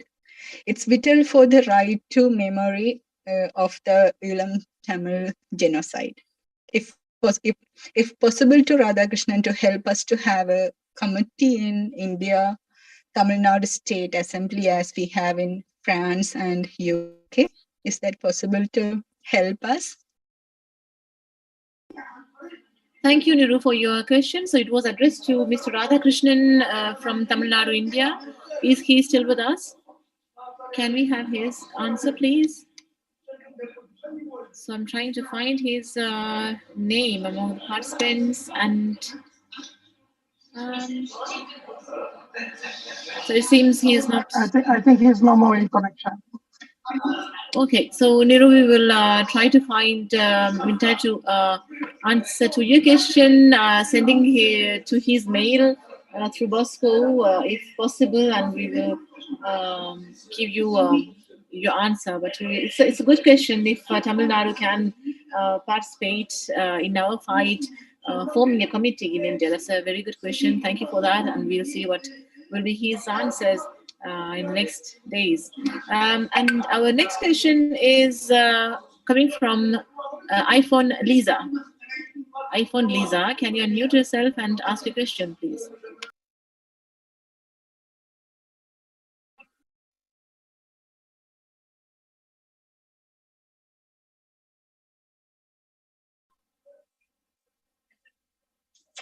Hello, my name is Angelique from France. Tamil born in France, and I know what's going on in Thamizhnaadu because my parents teach me. But after what I hear on this meeting, I think it's important to people from southern Cameroon, South Yemen, Palestine, Western Sahara, and others. It's important to educate youth and those issues. So I want to know what or steps you have done for sensibilize youth. Thank you. So the question was not directed to anyone, but I think maybe General Jumbam or Omeima or Ghada, Alrayan, any speakers here can maybe answer to this question of this. Ghada, please go. Ghada. Sorry, Omeima? Yeah, thank you, Lisa, for the question. And I can tell you from my perspective, because I'm also a young Palestinian, so I was raised at home with the Palestinian case. I've been always teach about the Palestinian rights and how to fight for the justice. In local Palestine, like from a local Palestine perspective, from an NGO perspective, we are still like a young organization, but we have done big steps like in this matter. Recently, we had a conference where we invited interested people in the case and also interested young people to the conference, and where we took like highlights on the Palestinian case and discussed the recent actions and how can the young people like be active in the case and how they can fight in this battle for the rights. So yeah, this is basically what we have done. And I think like for all other nations, it's, as you mentioned, it's very important to start teaching the young people about their rights, about the nation, and how they can take action to like in that regard. Thank you, Ghada, for the answer, and thank you, Anjali, for this notification. Because in making the youngsters taking part in our fight is very essential, is vital. So it's very good that you also take initiative for this kind of making awareness among the youngsters. So in that matter, I would like to inform you also, we are doing regular sessions for teaching the system of the UN. And how we can fight within the framework. So these classes are done by Bosco Maredas, who is here, who is the who is a representative of Global Tamil Movement. So we can share you the date and the time of the events in the groups. I'm sure you are in the WhatsApp groups. I'm sure you are in. So we don't feel free to initiate to make some publicity inside your community to let people, youngsters, be educated on this matter. The next question is from Kulandai. I think it's our father, Kulandai Sami from Tamilnadu. Hello, Father. Thank you, Nisha. This question is actually, so Livingstone, but it's not there, I think, but I can ask Father Gerald and Ghada, Alrayan. So two of them can answer this particular question. See, those countries who really fought for the right to self-determination, now they deny the right to self-determination to the other countries. Now I am asking whether the UNO, the system, the mechanism, as Omeima used to say this, the UNO really deceive us. So the UNO system now is under the control of the first world countries who operate with a market economy policy. So therefore, they are reluctant to act independently. This UNO mechanism act independently without the control of the first world countries like Israel or even America or China, something. So those countries really control UNO to act independently. That means they are not able to act independently and respond to the needs and the demands of the such countries. They really fight for right to self-determination. What's your perception? What is wrong with the system or even the countries who really deny this right to self-determination? Is there any hidden agenda within the countries or even inside the UNO? Just I want to know the real functions or the modality of functioning UNO. Thank you. So who can answer to this question? So Dr. Father Jumbam. Gerard, go ahead, Gerard.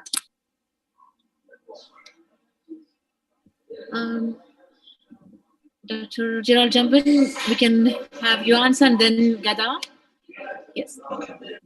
I would like to begin by saying that it's a very, very important question, because it looks like the face of the UNO of the 1960s and the 1970s is not what it is. The UNO of today is not what was in the 1960s and 1970s. I'll give an example of the experience of the Southern Cameroons.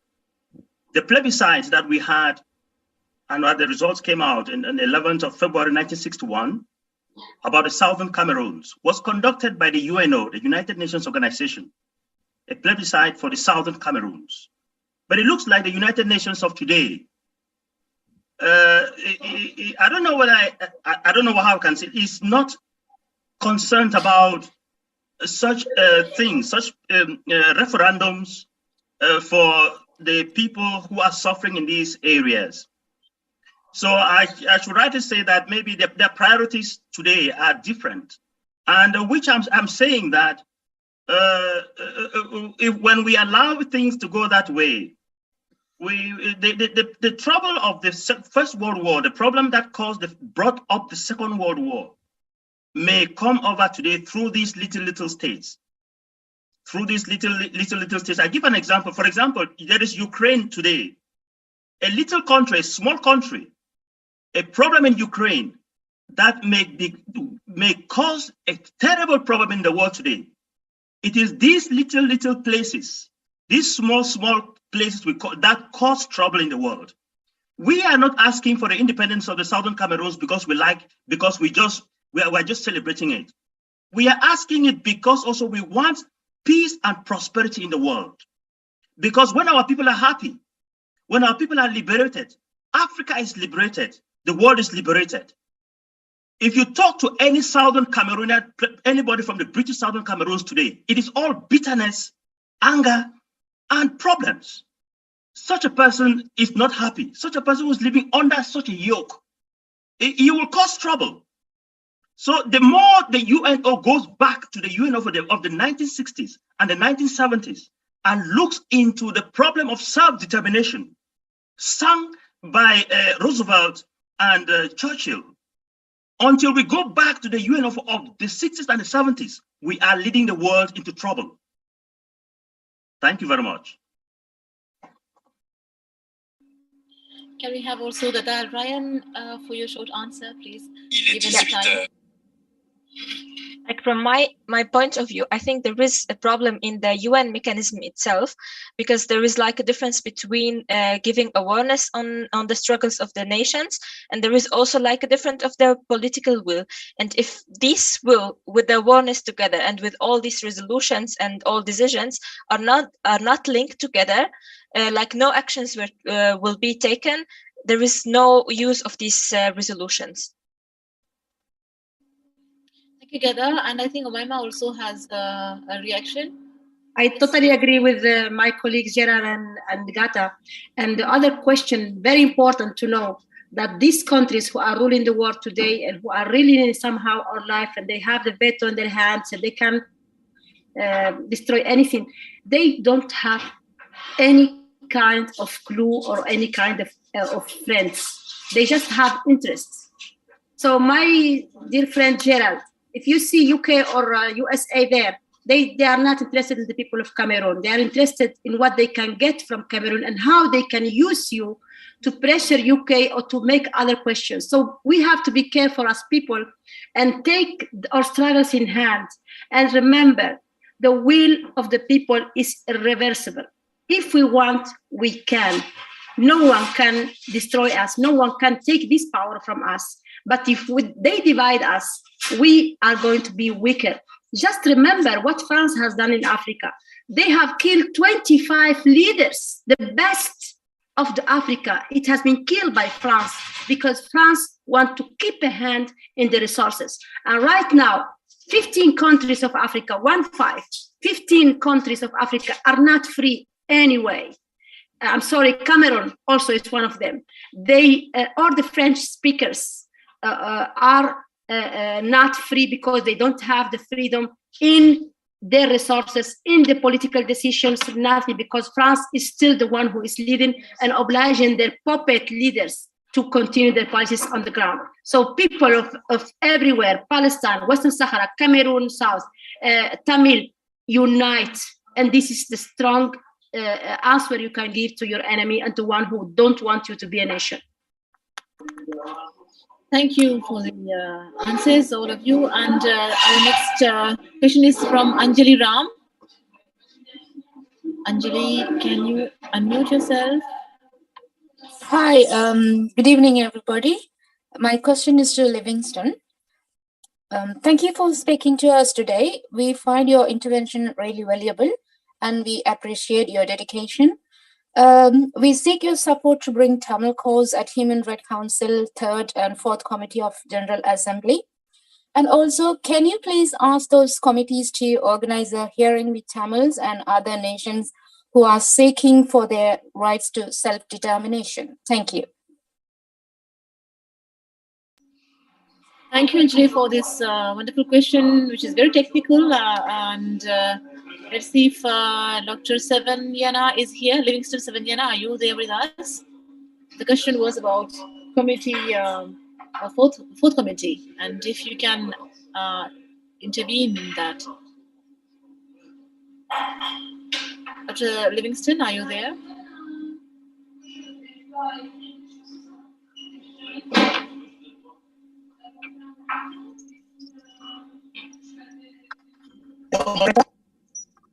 Yes, we can. Dr. Livingstone, yes. Hello. Yeah, we can. I think I have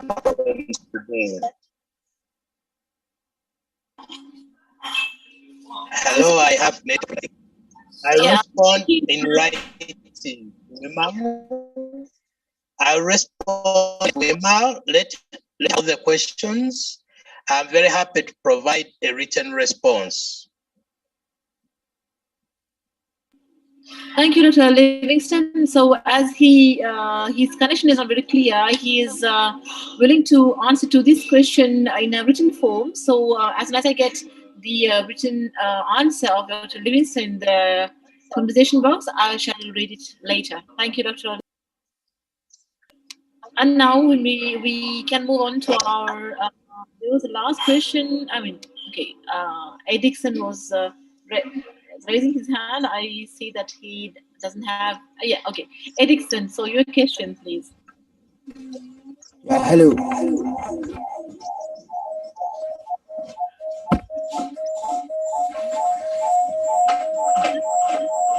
Ask a question, making sure to unmute other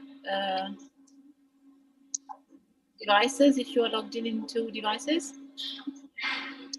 And then we can have our last question from Mr. Jagan. After Dixon, we will have Jagan for his. Hello. Yes, Dixon.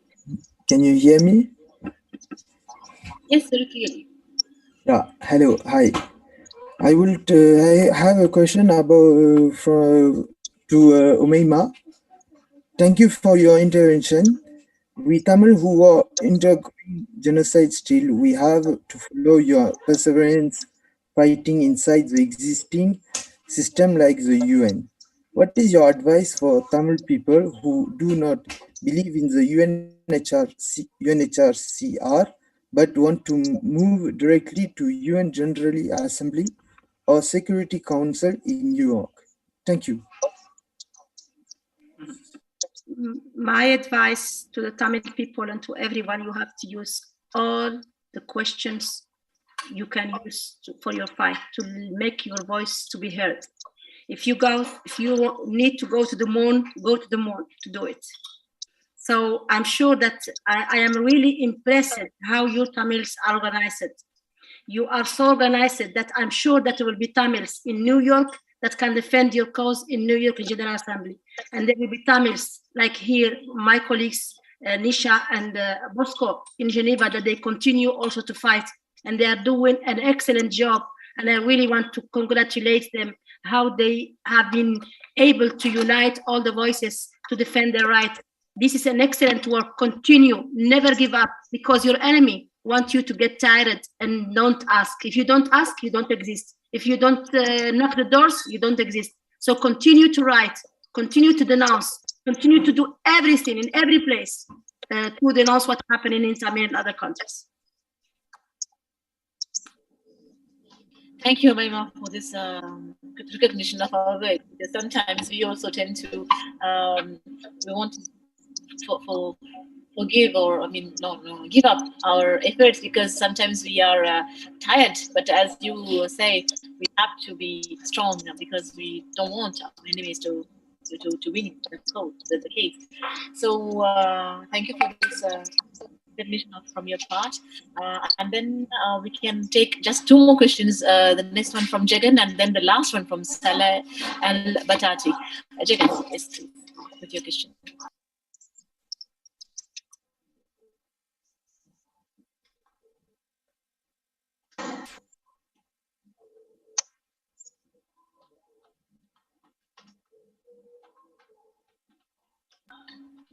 You can now unmute and ask a question. Yes. Okay. Okay, I can speak. Okay, good evening, Yes, you can. Lisa and everybody. Lisa, small request. I don't know English, only Tamil. Please translate for you. Yes, we will translate. நான் சொல்றது தமிழ்ல நீங்க translate பண்றீங்களா இங்கிலீஷ்ல? தமிழ்ல சொல்லுங்க, ஷார்ட்டா சொல்லுங்க.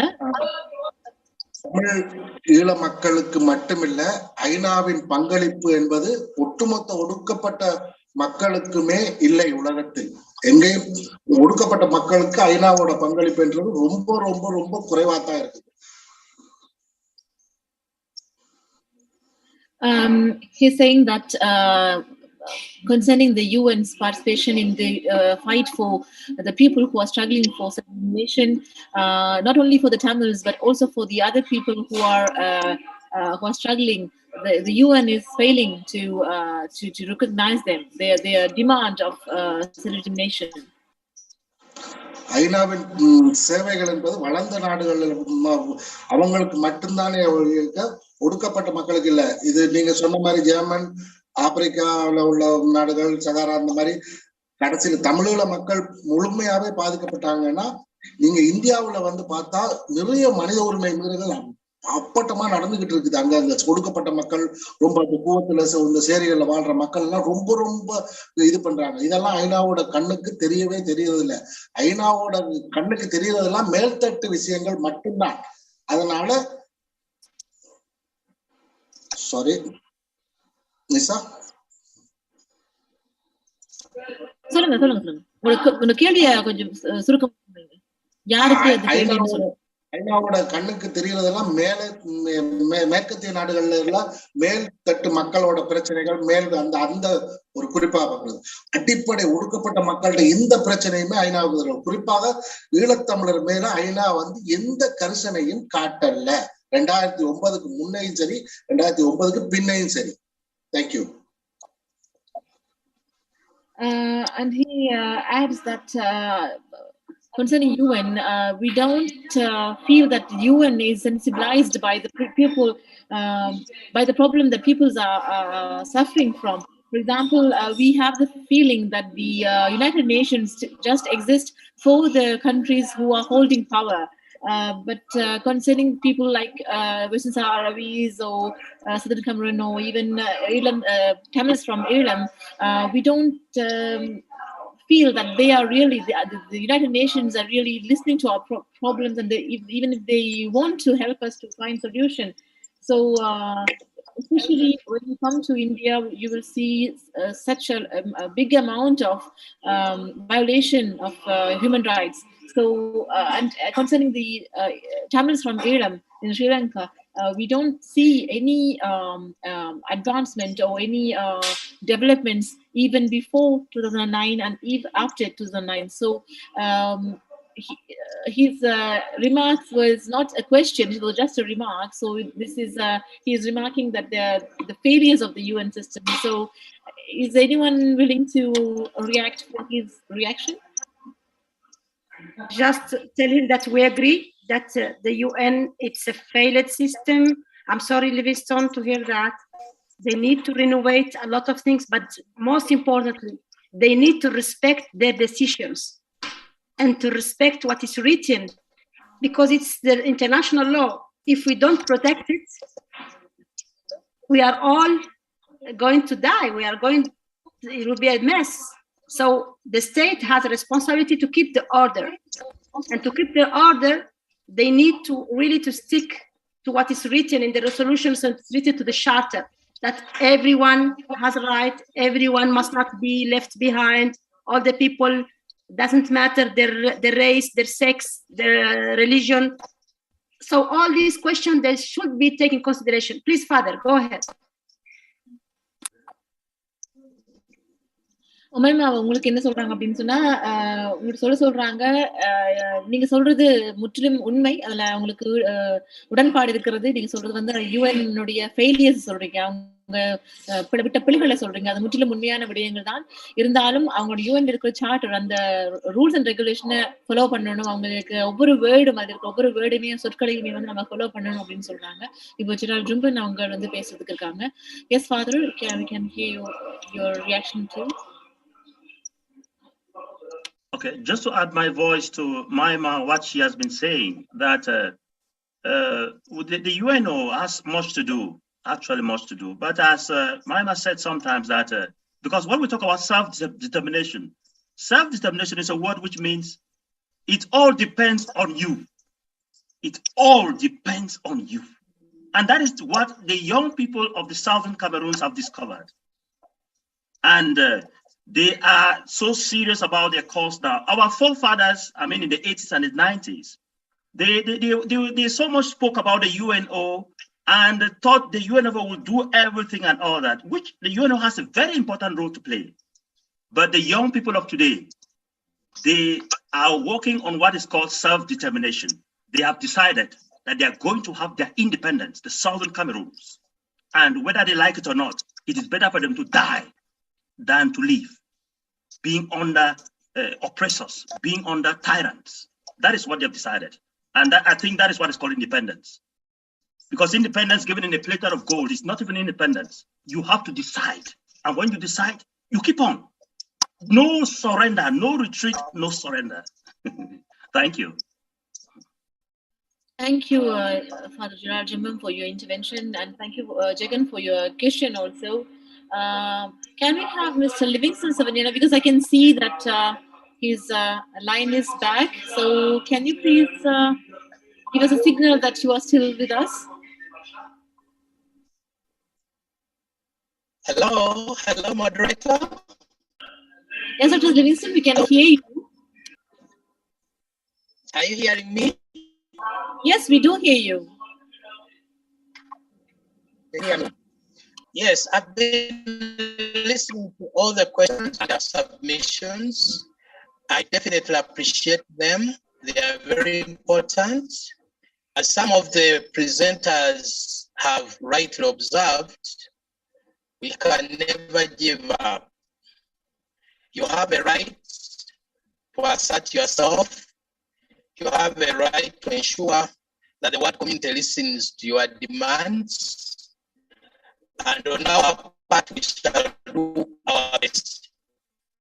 It is true the UN system is a very bureaucratic one, ineffective, riddled with ideological division, and of course, on many occasions, in defense of the interests of the superpowers. And that's our job as independent experts and special rapporteurs. It's our role to bring out the voices of the voiceless. My next report is actually going to be looking at how to reform the UN. I'm looking at the question of representation at the global level in all the different institutions. And certainly, for reforms, if your process has been hard, I want to read my report. My report to the General Assembly as well as the Human Rights Council.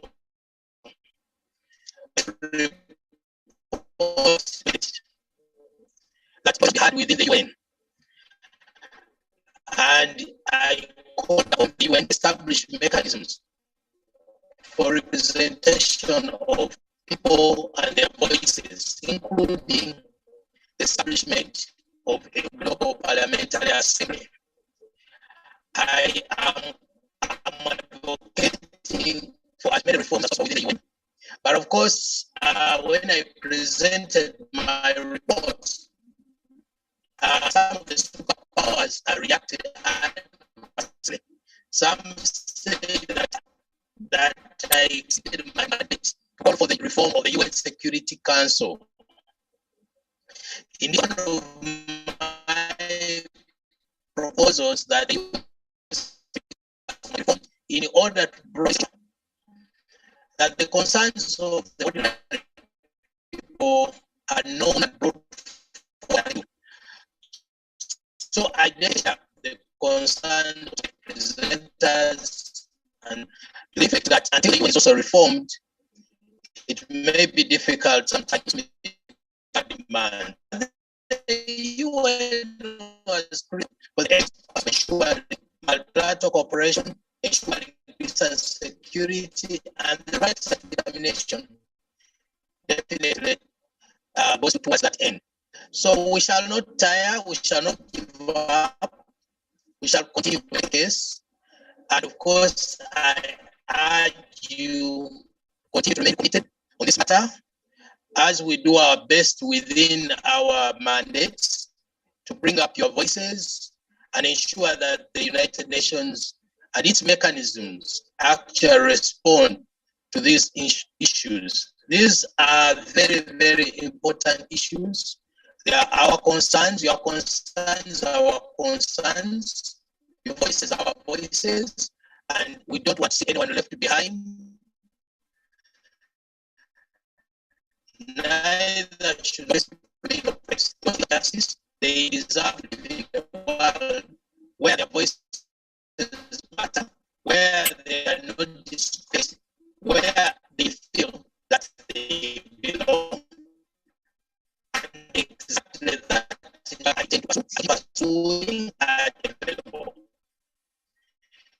Because my annual report was on international financing and pressing. Again, it was one of those issues that I brought up, which was highly contested, because I also believe that in those countries Doctor, we don't hear you very well. You don't hear me? Now, of course, I can't do much. I think it's a network problem today. Yes. But let me end by saying that I salute you, and I continue to associate myself with your cause, and I still make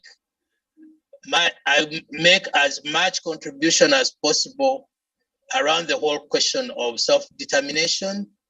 And I do hope that we shall build the necessary political pressure for some of your communities to be accorded the respect they deserve in ensuring that they receive and are accorded self-governance. So the right self-determination will continue to be pursued at all levels, and I will continue to impress upon my colleagues, the special rapporteurs, to take further interest and more interest in this issue by visiting some of your countries and continuing to make a case.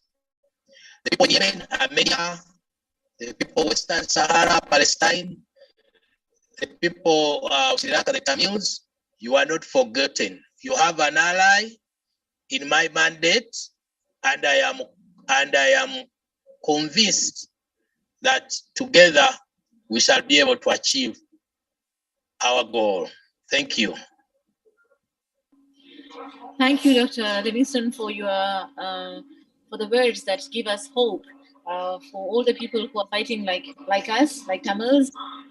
So I know that you insist on the necessary political pressure to be given on to these governments who are pressing us, and you also promise us to make reports and to do your best within your mandate time, and that you are also ready to support the colleagues which are dealing with these problems, and you encourage the country visits also to see and to how far people are affected and to report to the United Nations General Assembly. So thank you for your participation to this event also. And we have the last speaker of this event today. I mean, not the speaker, I'm sorry. The last question will be from Saleh Al-Batati.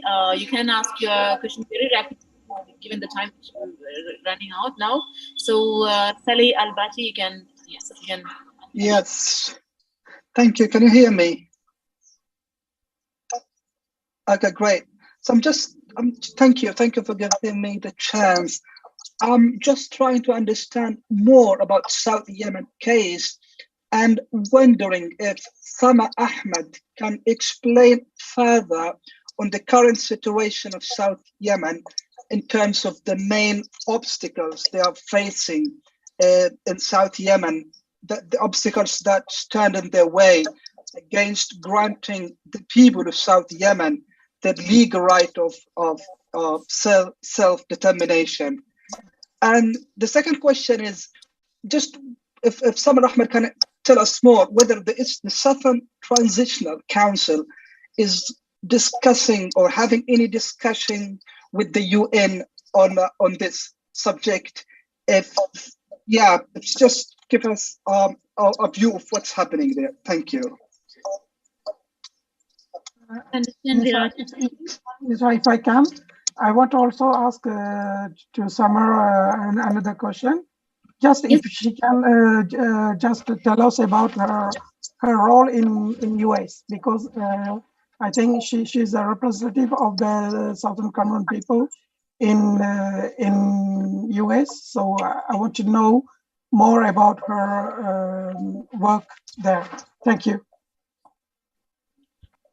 Thank you, Bosco, for your question. So this Bosco's question was addressed to Samar Ahmed, and I think Saleh's two questions were addressed. One to Ghada Alrayan and the other one. His question was also for Samar Ahmed. Okay. So maybe Samar Ahmed, you can answer to these questions first. Thank you. Thank you. The Southern Transitional Council and the Southern Independence Movement is facing the same obstacles as the rest of you. Basically exclusion and marginalization. Even though there has been contact and meetings and negotiations between the UN envoy to Yemen, Mr. Grunberg, and U.S. Security Council members, there is still that wall, there is still that huge obstacle and exclusion. The Southern Transitional Council is demanding representation and inclusion in any peace negotiations that will be discussed by the UN regarding Yemen and ending the war in Yemen. So it's the same obstacle that many of the presenters today are enduring, and it's exclusion. And hopefully we could all work together and advocate for all of us, for the UN inclusion, for better inclusion, for all our voices to be heard. Another obstacle in the South is the Yemeni government. The Yemeni government that continues to implement unity by force and continues to occupy southern territory by military force. and refuses to grant the Southern people a self-determination vote.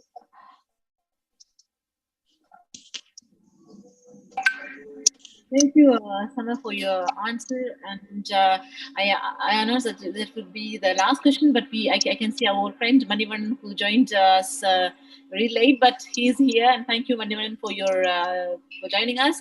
So we will finish this event with your question. Can you please be short in your question and to tell us also to whom you are addressing to?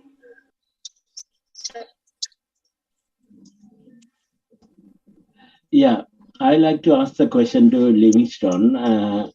The Tamils have already had a referendum in 1977.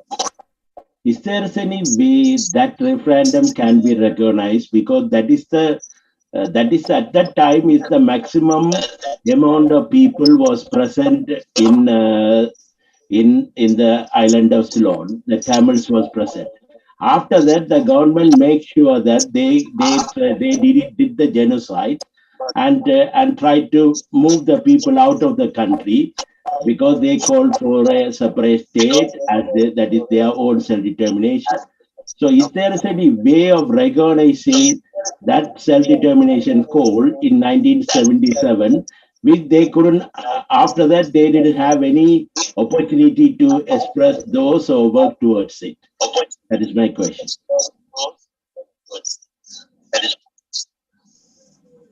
Thank you, Mr. Manivaran, for your question, which is directed to thank you.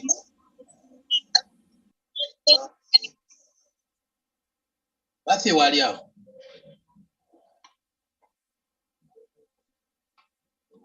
Okay, karibu yako mama ngambira. Livingston, are you still with us?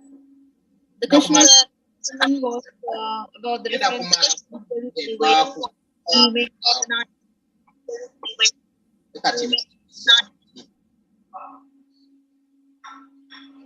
Okay, he seems to have problems.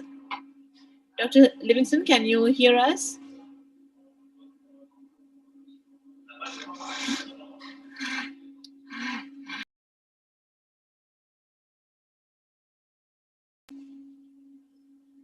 Okay, see, he seems to have some connection problem.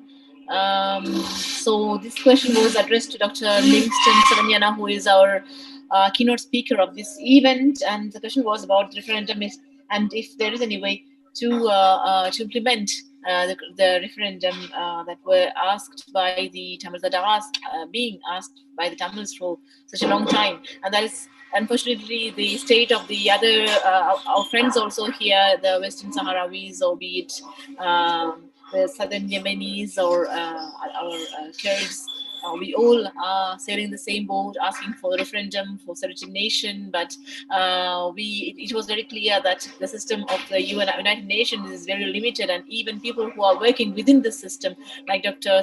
Livingstone said, are also struggling as much as we are struggling also to find solution. They are also encouraging us to fight and never give up. I underline also and repeatedly these words from Livingstone Sewanyana, who said never give up, and we have to put necessary political pressure on the governments who are there and trying to make our voice to lessen. So we really need to unite ourselves, as Omeima told us just before very beautifully. We need to be united together and to fight together and to find ways in this limited space of this international order, which is one of the international order, which is the United Nations system.